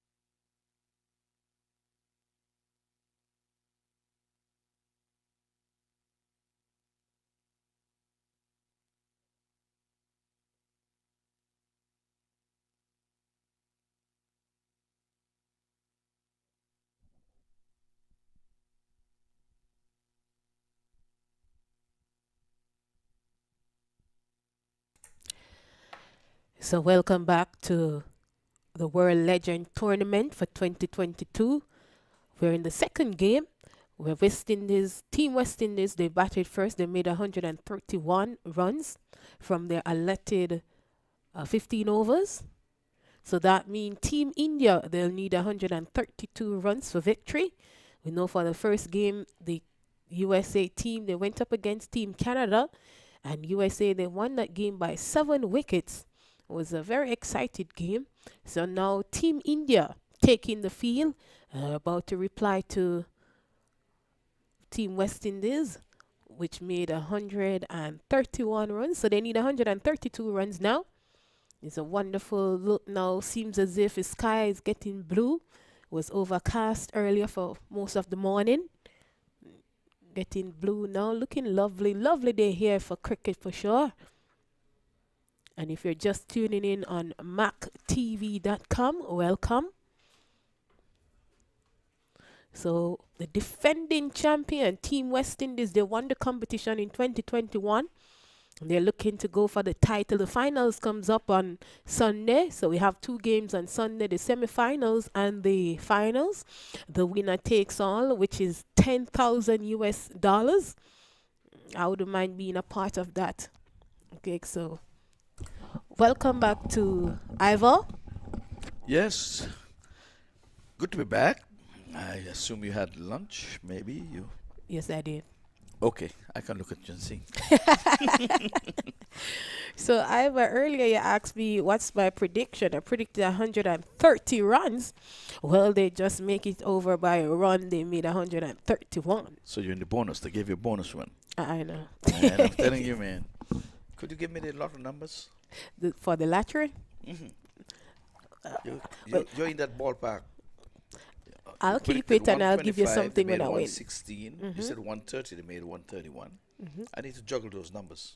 You need to juggle those numbers? Well, good luck. Oh, I need that too. So if you're just joining us, welcome. And thanks to our viewers who are watching on MAQ TV. Earlier I looked at it and it's 130 persons watching it. And those who are here live in living colors and watching as well, we say welcome and stay tuned. We have another game comes up next. Well, I'll tell you what, the wind has shifted, so that's good news. Early in the day was coming from west to east, and now it's coming from the east to the west. And now the west is dark, so. But we don't want any rain to be coming from the west. Okay. That's a washout. Okay. So we're bathed in sunshine here at the BROWARD County Stadium. And again, it's the only approved ICC venue in all of North America, which includes Canada, by the way. And we want to welcome Canada into this tournament. It's second edition, started last year. And the defending champions, Team West Indies, they're here to defend 131 runs. 131 runs. So Kensing it is who starts proceeding. Back past them. He stretched out the right size 12 boots. And now they're taking on the arm of the man coming in from the deep. It's going to be touch and go. But he made it in the end. That's good running. But Kensing was banging target there. He should have done better with that as I was played back past him. I want to believe that the soccer scouts are out. The soccer scouts? The scouts are out. Oh, They're the looking scout. Yeah, because I've seen a lot of football, a lot of guys attempting to use their feet. They have to be careful with their ankles. Loud appeal. Well, everybody comes in. The one thing didn't comes in or up, though. It is the index finger of umpire Vincent Brown. Yes. Well, they're celebrating. We're waiting for a signal. A lot of guys attempting to use their feet. Signaling. They have to be careful with that. Let's see. What's going on there? Oh, the delayed dreaded finger went up there by Vincent Brown. So, Walkie Singh goes. So the score reads 2-1 in over number 1.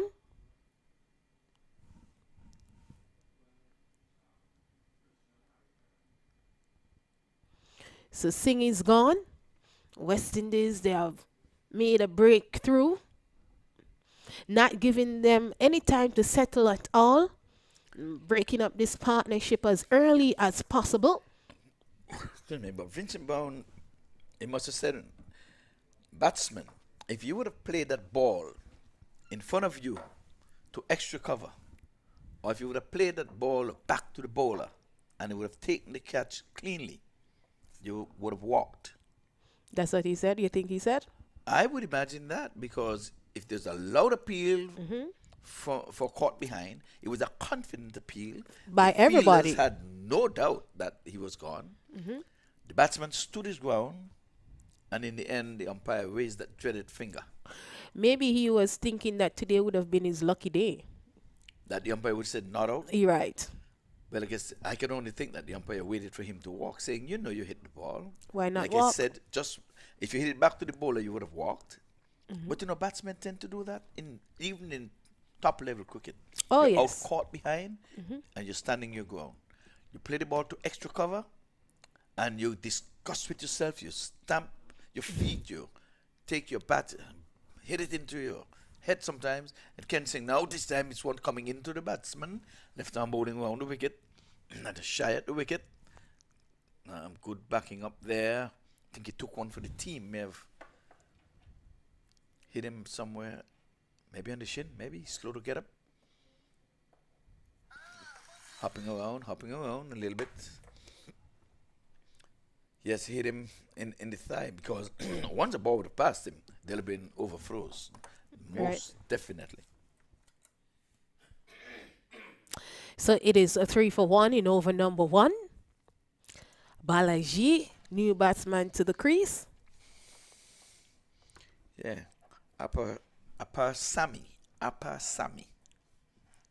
Balaji. Can sing outside. The awesome is cutting. Can't pass. Backward point. Yes, no.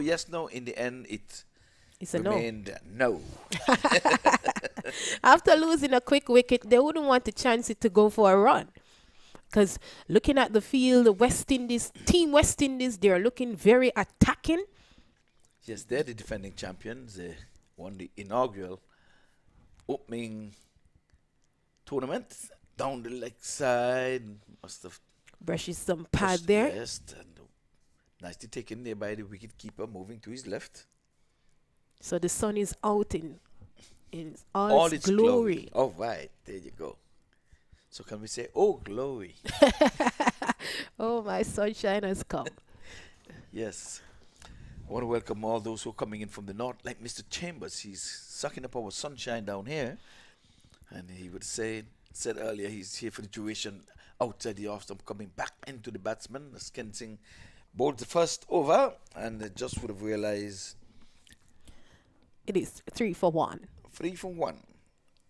So Balaji is on 1, and Sundar is yet to score. So the latest score here at the Broward County Stadium, it is 3-for-1. Team India chasing 132 for victory. Would have lost the first wicket in the first over, being bowled there by Ken Singh. Again, good afternoon to all viewers to the MAQ TV. Leon Francis over there in South Tallahassee says he's viewing and listening up. So would be Dennis Heath of the Block Talk Radio, the cricket show fame.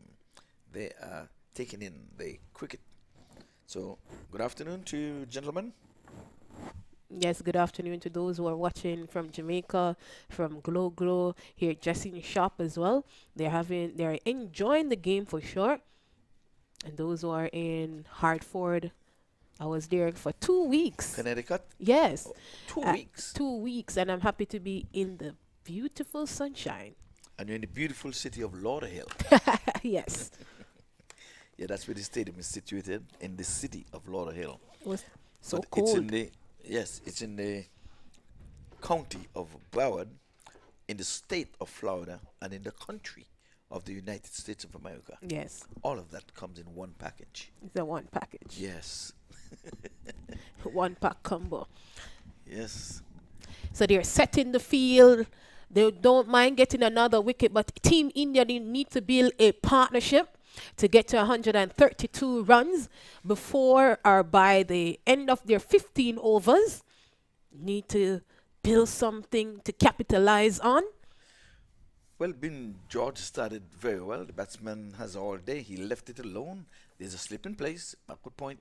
This time he's playing this one with soft hands, getting a single. as the wicketkeeper runs out to do the fielding himself in the offside, not on camera, but we'll tell you.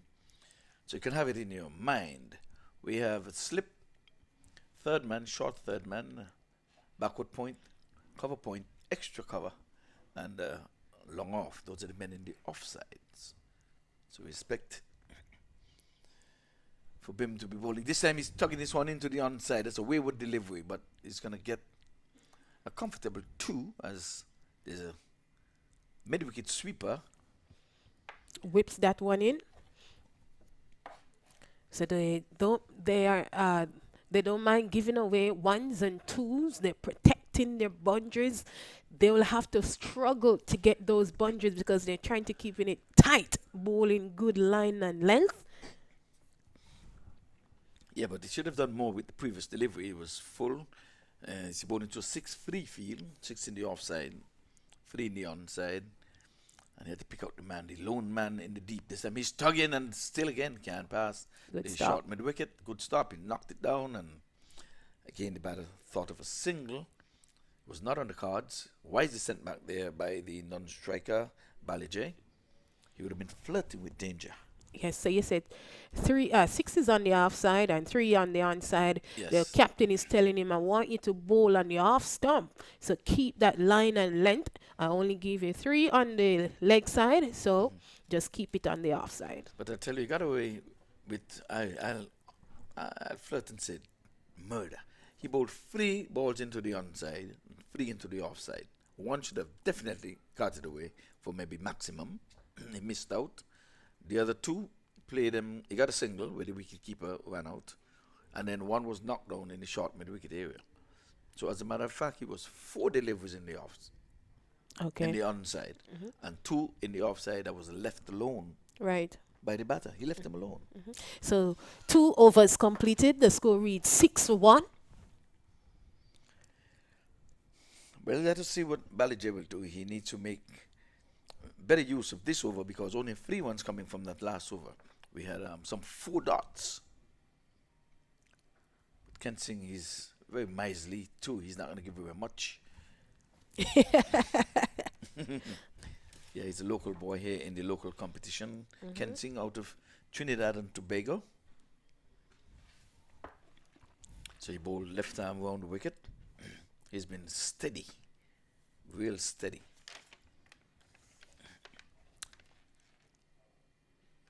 This time he's whacking this one in the offside, not timing.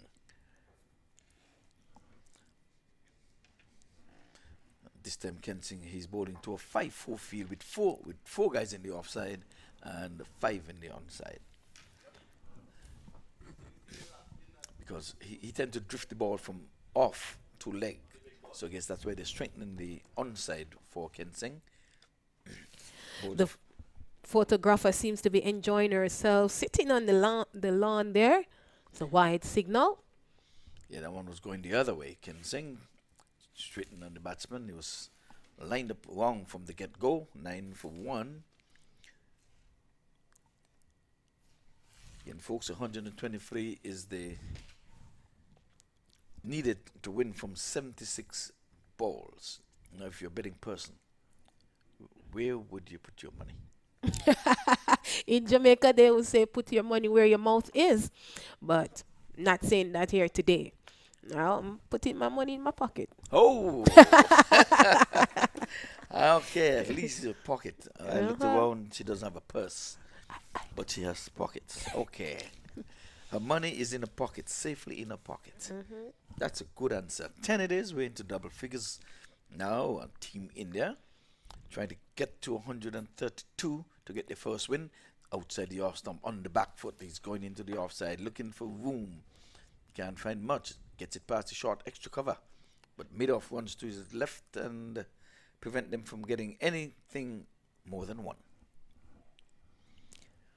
So what Team India needs to do, even though they're not getting the boundaries, they have to try and put some pressures on the fielder, try to get even 2 or 3s, because the boundaries are not coming in. They are very tight, as you said, that saying he's he's a miser. Yes, he's very miserly, I'm telling you that. And again, this one was into the pads on the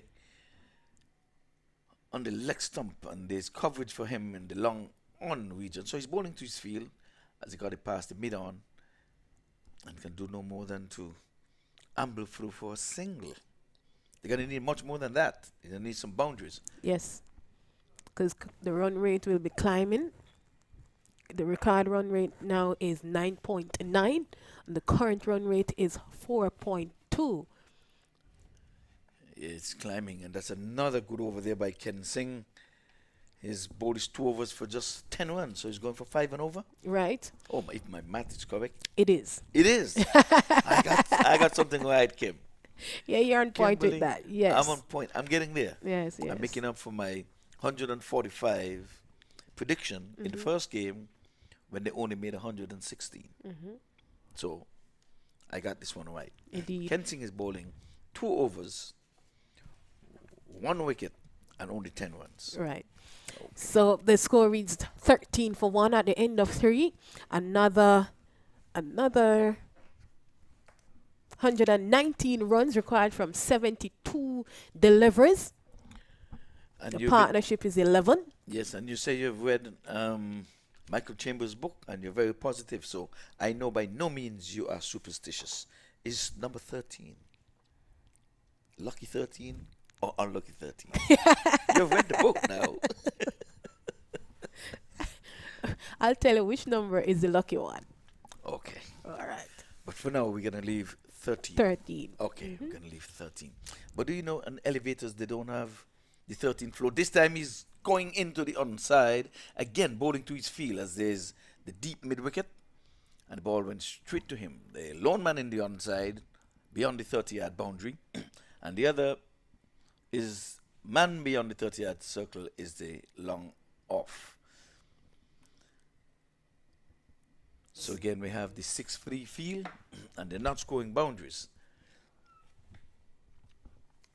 So off of the 13 and 40 outside the off stump, and he's choking it nicely as if you're playing a first-class match. I'm not going to say test match now. I'll just say a first-class match. What constitutes a first-class match? Anything over 3 days? Okay, we got that right.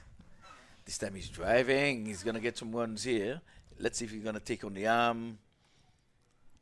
No, they decide to settle for 1. So they need some fence now. They're just making poles. Yes, they need boundaries. Yeah, there's a lot of poles. If you can see the scoreboard. 2 poles already here on the dot.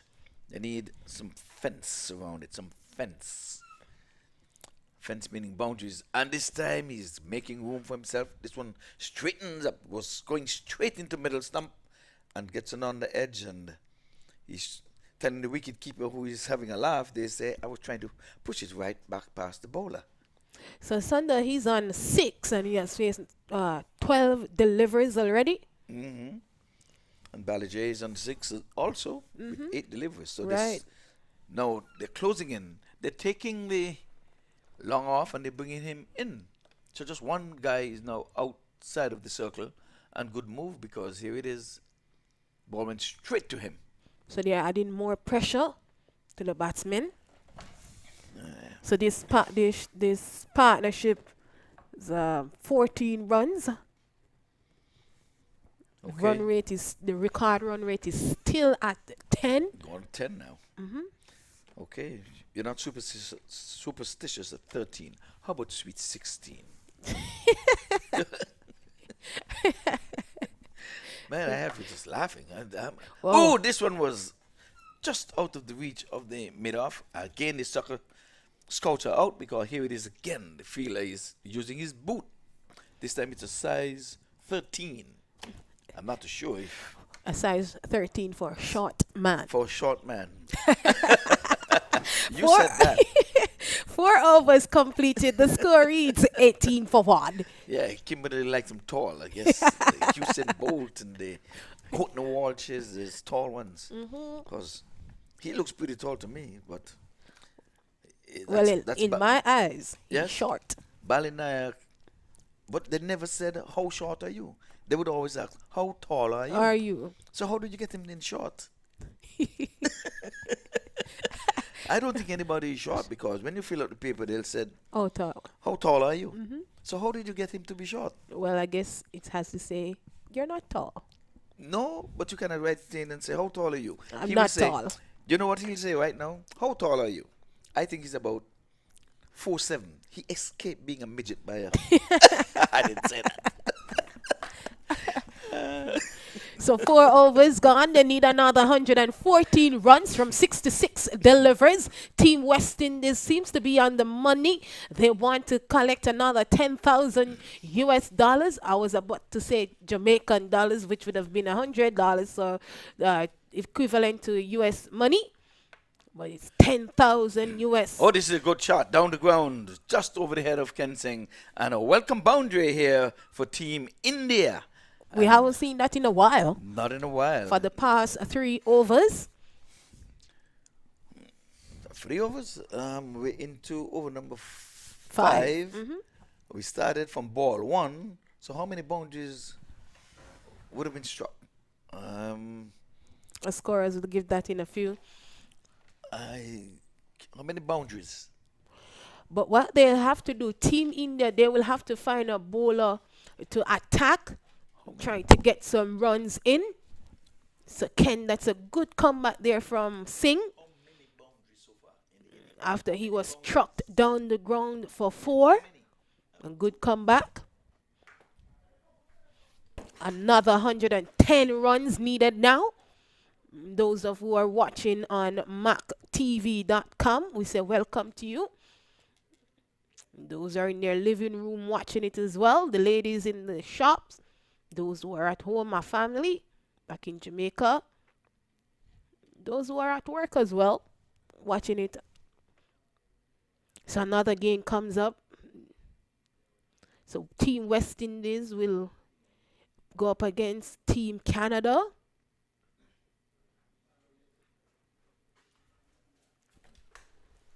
So can you believe it or not, that's the first boundary. That's the first one. The very first boundary. That's my recollection, and that's what confirmed by the... Yes, and that's what's confirmed by the official score, Wadi Landman, and the production crew. And here comes the second boundary. Well, makes it the second one for sure. And this is more than welcome. They're going to need some fence. Remember we were saying they need some fence around the poles? You're right. And they seem to be going at Ken Singh now. Yes, I get they caught up with him. They got the measure of him. And they're saying, we're going to target him in this over because this is his very last over. So So they get 19 runs from his over so far for a wicket. Yes. He was going pretty good, but now, like I said, they're targeting him outside the off stump, trying to dab it down past the short third man. There's no protection beyond him. Just had to get some willow onto that, and he would have been in good business. The good thing is they've only lost just the 1 wicket, so don't know how much is in the tank for Team India, but they've got to really, really wheel the willow from here on in the air, and this time runs again here. They're going to be the third boundary in the over. So Ken Singh been going for plenty in this over. His final over as it comes to an end.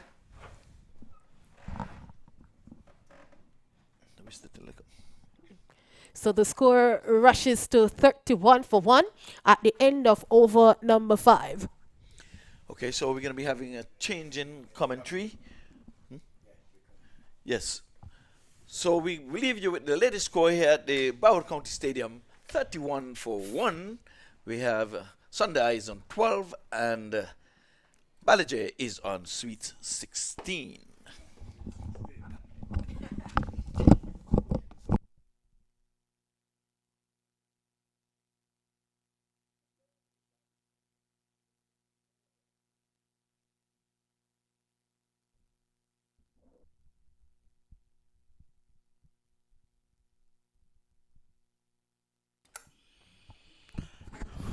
Yes, folks, and good afternoon. This is Joe.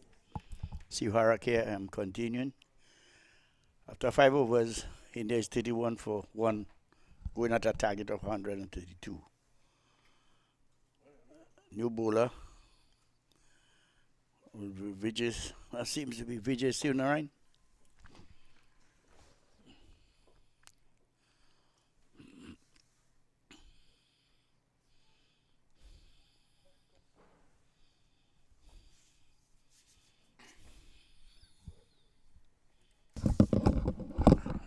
Yeah, and VJ Ryan, post ball, batsman tried a reverse sweep. And the score remains on 31 for 1. Well, 219 is on his back. I don't know if you can enlighten us on that, Joe. I don't know much about that number. Or I know of the number, but not the significance of that number. What about the 370 that's on the back of Nagamutu? A lovely bit of fielding there. Well, Peter Singh. Nagamutu probably made that amount of run. I mean, he played for West Indies. He played a lot of local cricket for Guyana and even the U.S. clubs and so forth. That original Portmore run man. So we again runs here, and that's fielding down at Cow Corner. So that's 1. So the West Indies exacting some sort of control here early in proceedings. Yeah, they at this time the current run rate is 5.8 and the required run rate is 10.4. So it's climbing slowly.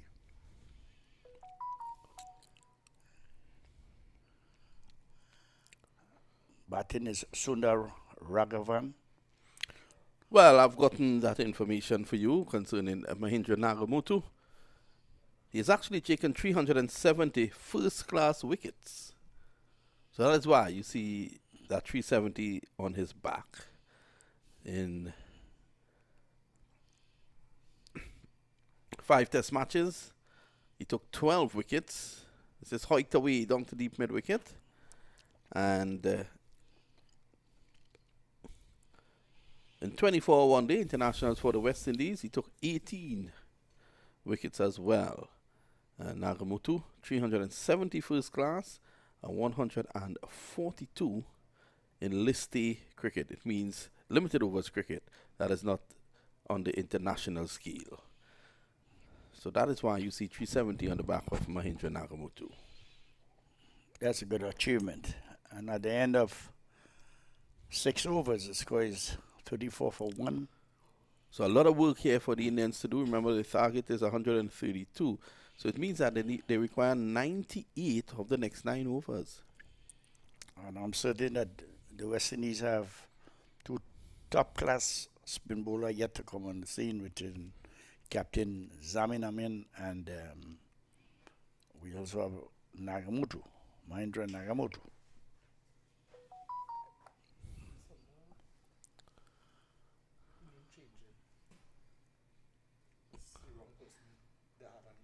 Okay. 34 for 1. So a lot of work still required here by the Indian team. So far today we've had USA defeating Canada. I know that you would have seen the entirety of that game. The USA team looking pretty sharp after that victory. And you're giving away just 2 extras. You know, I was looking on at the first innings here, and the Indian team gave away 18 extras. And they've been very slow during their time with the ball and even with the bat. I thought the over rate was extremely slow. Yeah, well, I was having a conversation with both umpires during the break, and I thought that they should really stamp the authority on proceedings. Nagamutu.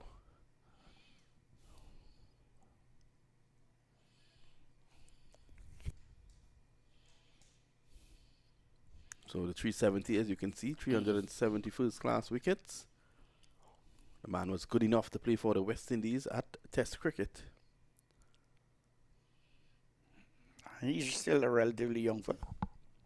Yes, he's just over 45. He's one of the 45-year-olds in the team.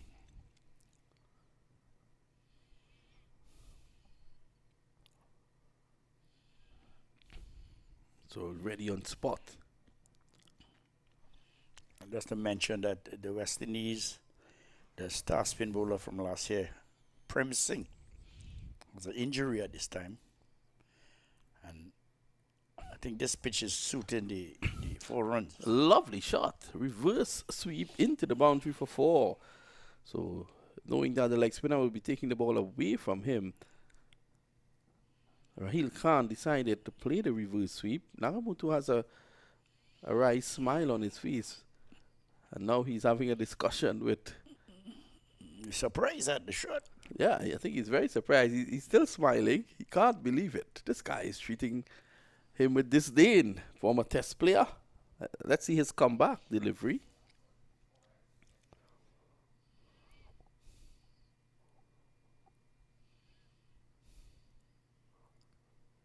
Quicker, flatter, pulled away, should be out.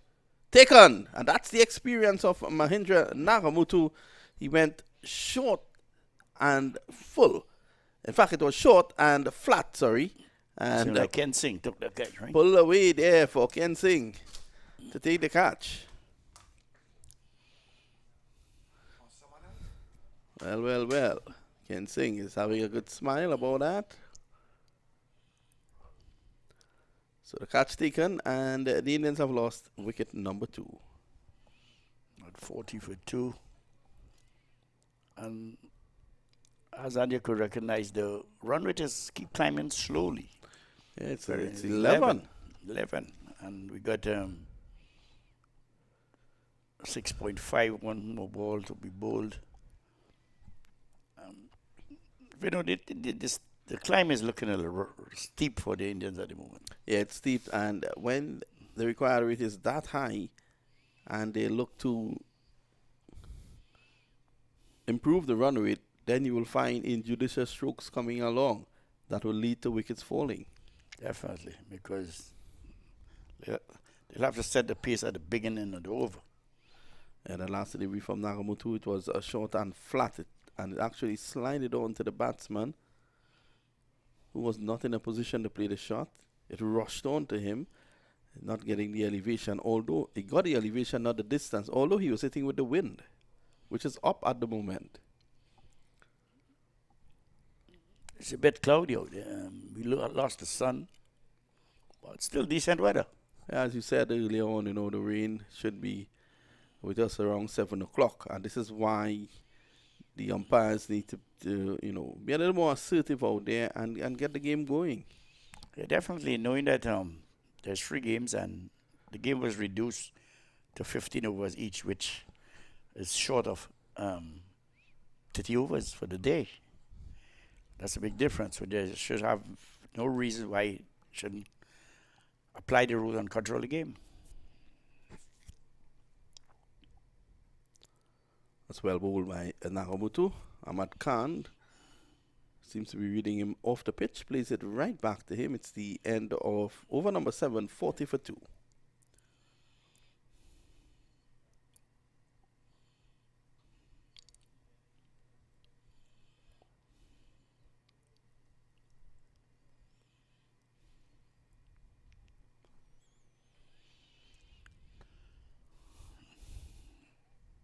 Yes, Narayan bowled over before. It seems that you see, is that a new bowler is coming on or?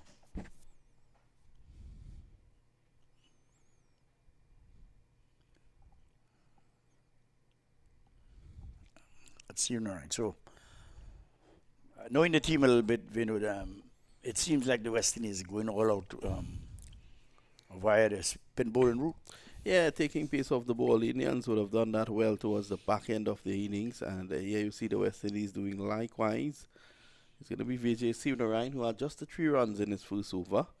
Nagamutu had 6. Well, the leg spinner is expected to go for more. But also expected to take wickets. And that is what Nagamutu did. I guess the reverse sweep surprised him a bit. Yeah, it did.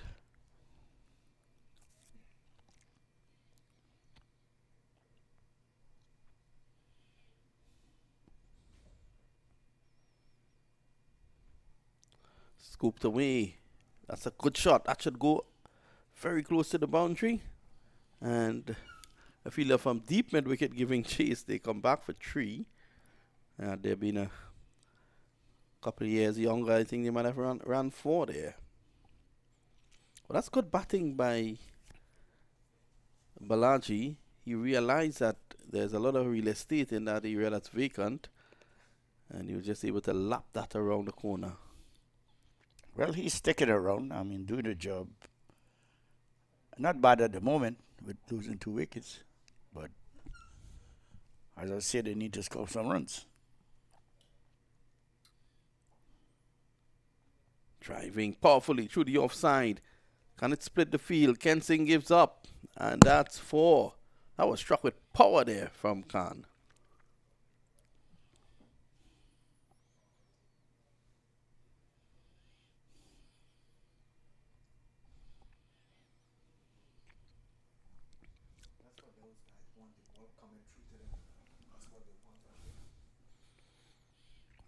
Prem Singh, who has been a guest commentator with us today, he's saying that what Khan wants is pace coming onto the ball, and he got out there. But that's better. Squares him up. Which is Prem Singh. Well, of course, Prem, being the expert and the experienced bowler, seeing it from here in his capacity of a spin bowler himself. Slogged away in the air. Not carrying to the fielder. Khalid Charan. 44 for 2 by Bali. So Balaji has moved on to 21. Khan is on the 1. I thought Khan struck the 4 just now. Go ahead. And Sunan continues. No single to who's batting there? Balaji. Should move to 22. And score moves on to 45 for 2 in 7.4. And as I said, the West Indies put in some pressure because, again, the run rate keeps going up. Almost 12. Appeal. Umpire not interested. That's the end of the 8 over. So the Indians are really way behind here at the moment. 87 to get off 43 balls. It's climbing there, Joe. Yeah, it's not impossible, but it's highly probable in these conditions, I should say. In T20 cricket today, 2 runs per ball in the latter half is quite gettable. Well, it depends on the opposition. It depends on the track. There are a number of conditions that you have to take into consideration. And the way we've seen things today, I think it's really an uphill task for the Indians. But let's see if they can get that. We will get tremendous entertainment here. Going to be the former West Indies leg spinner Mahendra Nagamutu. Again, Naga's pulling this one down. Normally a very quick leg spinner. He's not one of those who gives the ball time to turn big. Subtle variations. Reminds me of the Indian leg spinner Anil Kumble, who was pretty quick through the air. And in today's world, particularly the leg break bowlers, they're doing real good. Well, this one he just slows up a bit. But he changes the line. He went outside the off stump. The length as well. Choking the batsman for room. Ahmad Khan. Excellent delivery. Well bowled.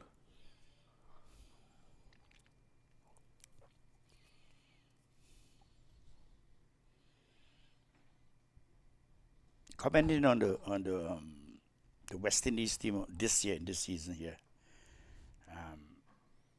I think we have a very, very balanced team. In the air. The catch taken. Nagamutu takes his second wicket as Kenroy completes the catch. Don't matter, his jersey says Nazim Ali. Well, that's Kenroy. Is it? No, oh yeah. It's definitely not Nazim. Is it Nazim? Who just took the catch? Yeah, we'll get that clarified pretty soon. 46 for 2. That looks like Kenroy.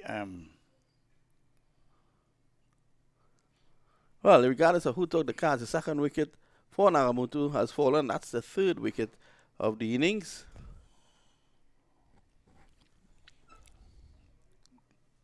because 46 for 3 now. Richard Ramrika is injured, so he's out. But based on the rules of this game, 13 guys are allowed to play 11 bat. So you always have 11 good players out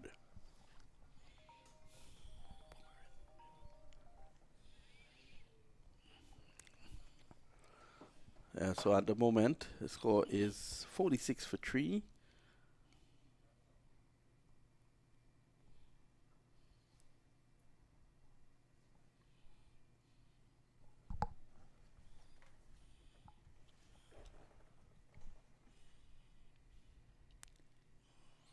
Cheetah and Nilak. The new batsman. Cheetah and Nilak on strike.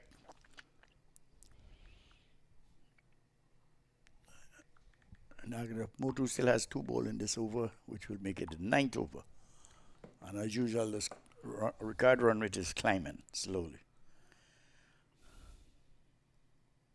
Nagamutu looking to target that leg stump, looking to go full into that leg stump to take away the levers from the right-handed Nilak. Nilak, who was one of those guilty of time wasting, so to speak.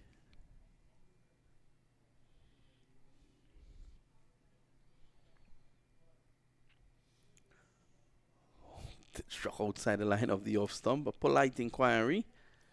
Nagamutu showing his wares here at the moment, 2 for 7 in 2. And Indians continue to struggle. After 9, they're 46 for 3. And joining me in the commentary position is Prem Singh. Prem being a West Indian player and a player who has played all around the world representing the West Indies in Masters cricket.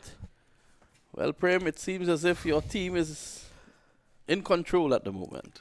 Well, thanks again for being here. Yeah, it seems like that, you know. When you look at the run rate, you know, it went up to 14.3. Wow. 14.3, and your captain, Zamin Amin, is going to come in to bowl. Tell us a bit about Zamin and his cricket in recent times. Well, I had played with Zamin, you know, not a whole lot, you know, but a little do I know about him, you know. He's a very good spin bowler. He bowls in limited overs, you know. He bowls a lot of dot ball, you know.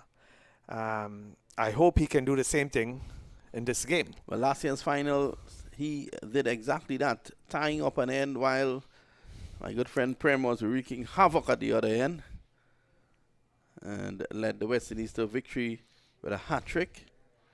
Here's Zamin, threw on a wrong and struck away mightily for 4. First delivery, overpitched. Zamed he needs to hold back that ball a little in the air. It's too full. You know, that's what these guys want. The Indians want it all the way up to the bat, and once they get it there, runs will come up. Yeah, you're quite right. He just needs to pull it back a bit, allow the ball to grip and turn. Exactly so. Of course, Zamin would have played for the United States. Was a captain. Much better ball there.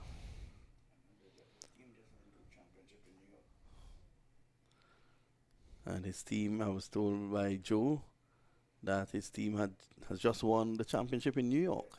2 championships. Back to back. So, he continues to serve cricket well. Once Zamin keep on bowling like that, you know, the runs will stay down. You know, you cannot put it all the way up to the batsman on his reach because they will score runs off for it. Well, his first delivery, he has learned quickly from that. He has decided to pull it back a few inches. He took your advice there, Prem. Well, he sure did. Well, this one, he tosses it up again. Chopping short of the fielder rushing in from a cow corner. And they take 1. So a mixed bag so far from skipper Amin. Good player, Zamin Amin. So far, he's been doing a good job as captain for the West Indies, you know, over 50. Led them to a victory last year. Oh, that's excellent bowling. pulling it back. It's allowing that bit of turn, and Nilak didn't know too much about that. Had to play it back to him. So at the end of 10, that's the score now. 51 for 3. You think it's done and dusted, Prem? Well, I think the game against West Indies and Canada, it might start early. You know, Very diplomatic. I like that. it might start early. Yes. The way I'm looking at it right now, it seems as though, you know, USA and West Indies might be in the final. Yeah, you're calling it early, but they look to be two of the better teams at the moment.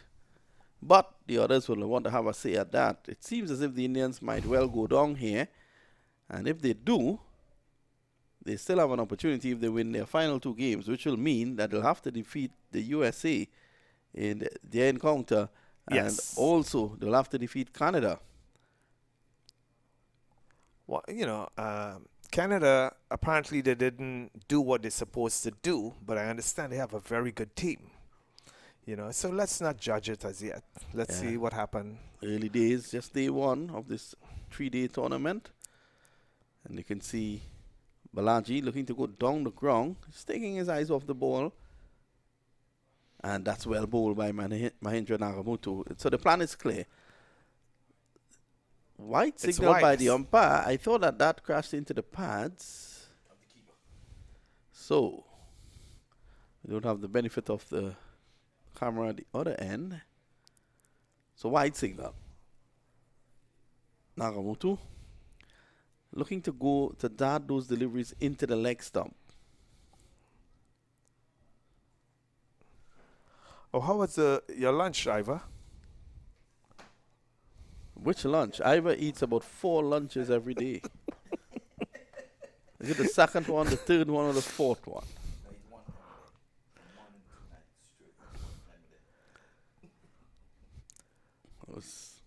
The West Indies team had a lovely fare downstairs. They really came well planned. Excellent food. My good friend Joe Siwarak invited me to lunch, and I enjoyed it. Well, with the West Indies team, you know, once there is food prepared there, they play better, you know. Short and flat. Pulled away. 1.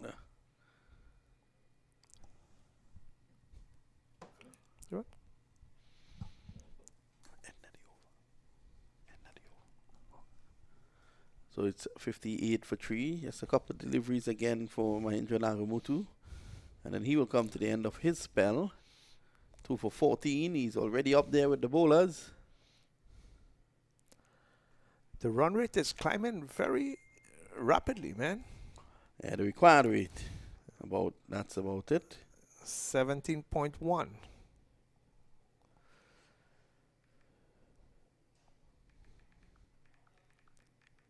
So far, Nagamutu have been bowling very well. You know, 2.5. Yeah. And is that the end of the over? Yes, it is. So at the end of the over, I want to thank Prem for being with us. And there'll be a double change in the commentary. Ivor Henry is going to come a calling. Thanks for having me.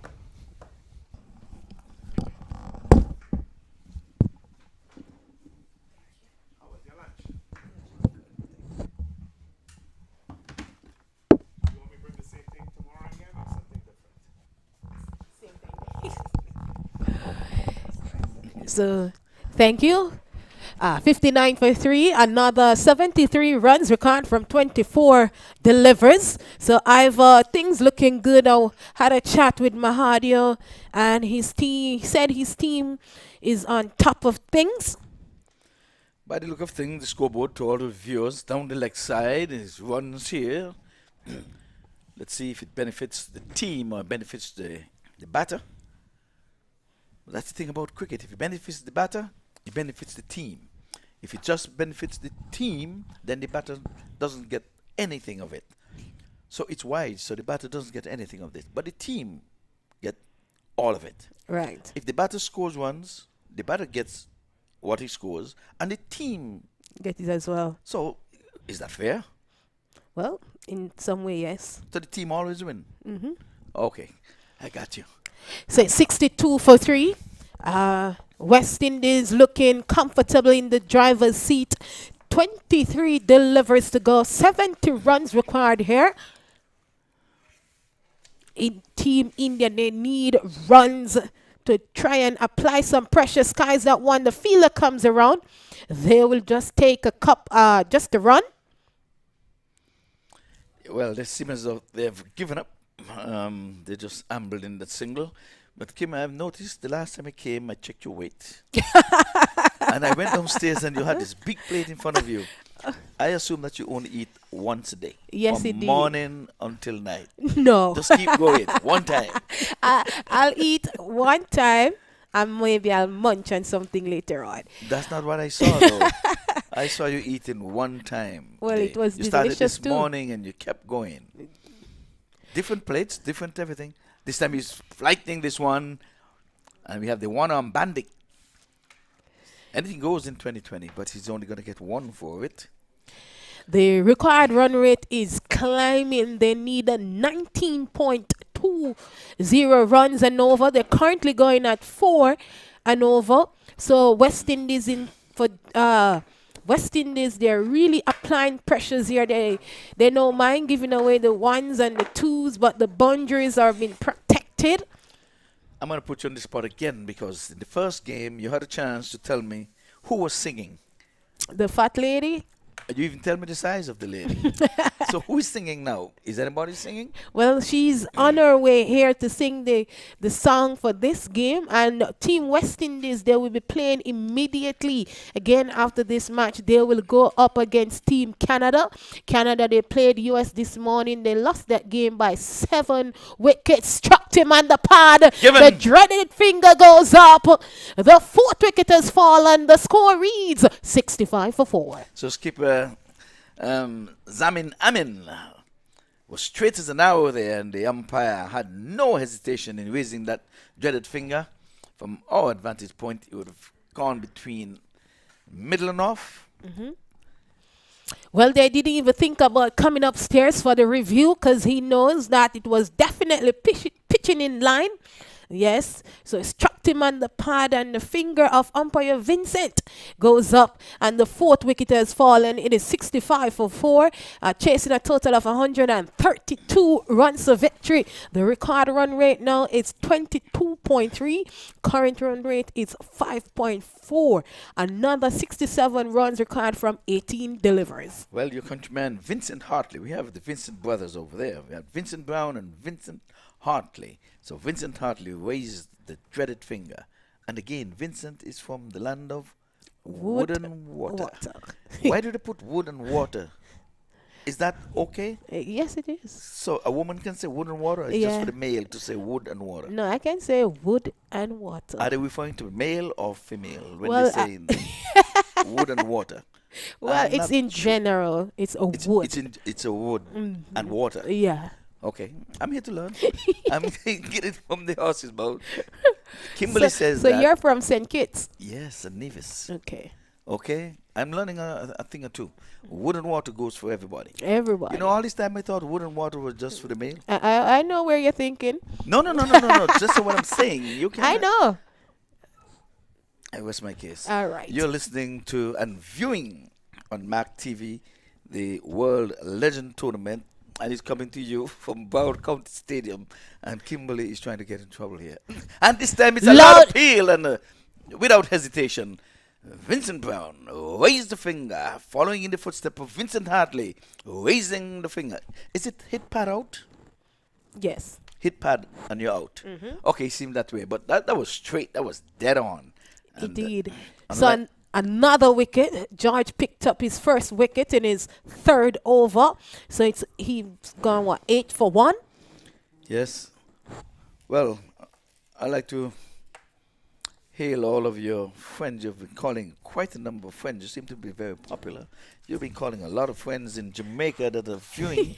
I've listened to you and it's like, man, I'm telling you, before you leave, make sure I get your autograph. No problem. There's no problem. No problem, man. Okay.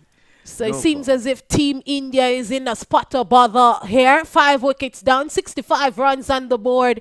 They need another 67 runs from 17 deliveries. Team West Indies, they're driving, they're cruising on the highway right here in Florida. Cruising to victory. They are the defending champion from 2021. Team India, it's not impossible to get 67 runs if they try to capitalize, try to build a partnership, get some boundaries in. Because we know that cricket is a game of glorious uncertainties. And talking about T20, we normally say it is the fastest game where you can hit like a baseball. Like you're in a baseball game, just swing your bat. And if it connects, it connects. Just what we say in Jamaica. But for sure, you always ask me to call it. I'm not going to call it totally, but I'm going to say that West Indies, they're in the driver's seat now. They're in the driver's seat. Yes. Okay. Well, as you know, I'm taking anything my senior says. I'm the junior, so. Well, he comes in ball left arm over the wicket, swing and a miss. Taken cleanly there by the wicket keeper. So Bim George. At the end of this over, you think we can call it George, or we just stick to Bim George? Bim George. Bim George. Okay, we're not going to call it George, as it. So Marcus Russell is carrying a name, a big surname. We know that Andre Russell, Dre Russ, he's from Jamaica, and he's a very hard hitter. You can depend on him to get some runs. But I want to see what is up the sleeves of Marcus Russell. Okay, he has 2 good names. You forget Marcus. Marcus Garvey. Of course. That's even the bigger one. That's for sure. My favorite hero. Well, he has to do some heavy lifting here. If he has to emulate the names and to live up to the name Marcus and Russell, it'll take some doing for him to get 27.9 runs and over. Whoa. But he's off strike now, so I don't think we're going to be asking him to do any lifting at this time. And here it is. Well, he's been bowled. Ball him. The 6 wicket is down. The Indian team, they're under pressure. The score reads 67 for 6. He walks back to the dressing room. Patel, he's gone for 1 from 3 deliveries. West Indies, they are celebrating. They know that victory is at hand. Yes, I concur. I'll say 67 for 6. And with a required run rate of 30, I think I can call this one. Can I? Yes, you can. But I will not. Because I'm afraid I'll have to wait until they get a required run rate of over 36. You see, I've been telling you about the Winning Stroke book. When you read that and talking about mindfulness, you won't be afraid to call it. And that's Michael Chambers again. Yes. Oh, he carries a lot of weight around him when it comes to cricket. So even in his book, it's positive. Yes. And you would have read the book. Yes. And you're recommending the book. I totally recommend it, and I will definitely recommend it to the West Indies team, not this West Indies team, because most of them they would have read the book already. But the international West Indies team, they need to take a page of that book for sure. Just a page or the whole book? Well, even if they can take even one. Yes, they will be far better than where they are right now. Okay, let's see what Bim George has in store for us, because just a while ago we would have called it George for the last batsman. He got 2 wickets in this over, and he's gone for what, just 10 runs, and he's taken what, some 3 wickets? Yes, that's a good spell. Good spell from George. So it's a Nanjur who is at the crease. 32 runs required. That's a big ask there for Team India. 32.5 runs. The record run rate keeps climbing. They need boundaries. 12 deliveries to go. They need another 65 runs. And I can see some raindrops on the glass before us. Yes, it was drizzling on the way up here when I was on my way to the com box. So So the rain is slated for 4 o'clock, and I think they're pretty much on their money. Yep. Don't know how hard it's going to fall, but at least the drizzle has already started. It is now 14 minutes to 4 o'clock here in Florida. It is now 14 minutes to 3 in Jamaica. And we're having some raindrops. It seems as if we're at a test match now, trying to play it safe, but the run rates keep going up. Each time with a dot ball or with a run, they need boundaries. The record run rate now is 34.9 runs. On the leg side, runs here, wides. It's going to be called and signaled here by umpire Vincent Hartley. So 2 more goes into the scores book. Extras been really contributing here to this score of 70. And in the very first game, I thought that Team USA was very disciplined. They just had 2 extras, and there were 2 wides bowled by Charlie. That Navid, he would have taken somewhat. 3 wickets for 14 runs in his spell, and gave away wides in that spell also. If I were to adjudicate the man of the match, I'll give it to Charlie, although we would have had Navid scoring some 58 from 34. But Javid 3 for 14. You know, sometimes the bowlers really have to work really hard for their wickets. This time, a loud appeal for a run out. They will take the opportunity to come back for the third. Picked it up quite comfortable with their comeback for the fourth run. Yes, and it also runs away to the boundary for 4. So I'm looking through the glass from the commentary box, and it's the rain is coming down a little bit harder than it was before. 6 runs. Let me tell them. So the cameraman, they're getting their cameras out of the way.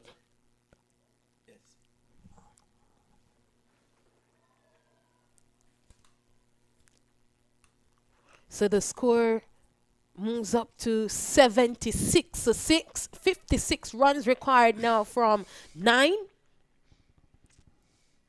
So that overthrow yielded 6 runs. Yes. They would have won some 3 runs.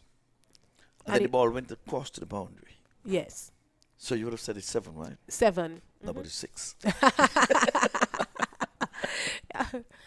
For those who are out there watching would think it was 7, but it's definitely 6 runs coming in. So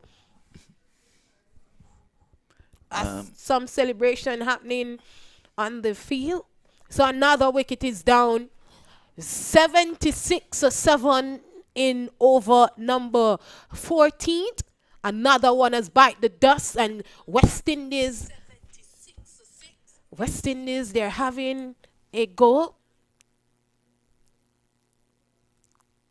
Mahadio, who is managing the team today, he's loving what he's seeing here from the West Indies team, the defending champion. The drain is coming down a little bit harder. I wonder if umpire Vincent Brown and umpire Vincent Hart will call for the covers. They said we'll have gotten rain 4 o'clock. It is now 10 minutes to 4. Yes, so that last wicket was bowled neck and crop, middle stump. Okay. And so that one flicks the stumps. Yes, knocked it over. Yes, knocked it over. It was clean bowled. Yes. Last wicket, center pole. So the target is 132. Team India, they're at 76-6.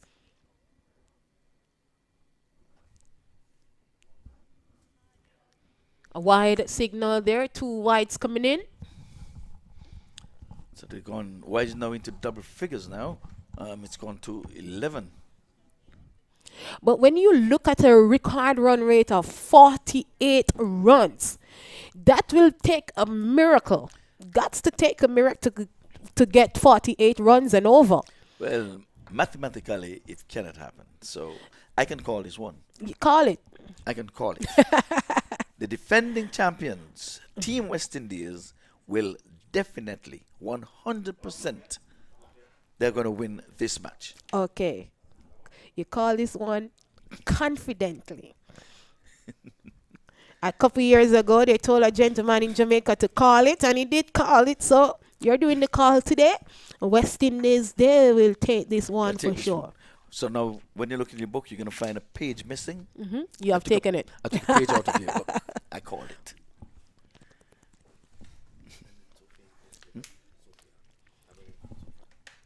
79 for 7. Team India would have wanted to. And as I said earlier, that this is a rival game because they were finalists in the year 2021 when West Indies won the competition.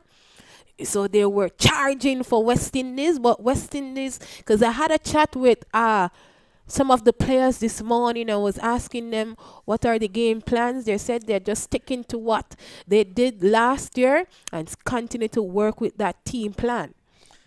Well, like I say, it's just the first day of a 3-day competition, and you should lose a game along the way because it's going to be hard to win all the way and then lose your one game in the finals. So, and I'm not going to agree with you. Sunday, I heard Mike Chambers was talking to Jermaine Blackwood, and he was so confident that if you read this mindfulness book, because when you train your mind to say you're going to get something done, and you start telling yourself that it will definitely happen. So if they come here with the mindset to say, I'm going to win all 3 games or any amount of games that we're playing, they can, because Mike said to Jermaine Blackwood, if you read this book, I guarantee you, every game you play, you'll make 100. He was like, wow, that's hard. But I'm telling you, if you read it though, Ivor, he told the lady this morning that if she started to read it, she'll be a billionaire. Okay, well, game, set, match. That's the end of match number 2. And it's, 6 minutes until 4 o'clock. We go until 7 o'clock this evening. Still have another, 2 games to go? Another game. Just one more game? Yes. So congrats to Team West Indies. They have won this game by 47 runs. So good play by Team India as well. They made 84 for 7 from their allotted 15 overs. Looking at the scorecard here, Ivor, they have West Indies, they have given away 12 extras. You're looking at the scorecard for India. Only 2 players got into the double figures. You have Singh, who made 2, Khan 19, Balaji. Just looking at the bowling figures as well. Good over there from George. Picked up 2 wickets, so 10 runs in 3.3 overs. And Nagamutu, who picked up 2 wickets for 15 runs. So the West Indies, they bowled well. And Singh picked up a wicket for 23 runs. And Zamin, wicket for 10. And Stata, 1 wicket for 9 runs. So good statistics were there from the West Indies. Yes, and again, we want to say thanks to the production crew. We have the production crew and scorers here doing a wonderful job. We just want to bring them up here and saying they're here from early morning, first in, and going to be last out. So with that, we're going to be leaving this match. It's done and dusted. Match number 3 comes up very shortly. Okay.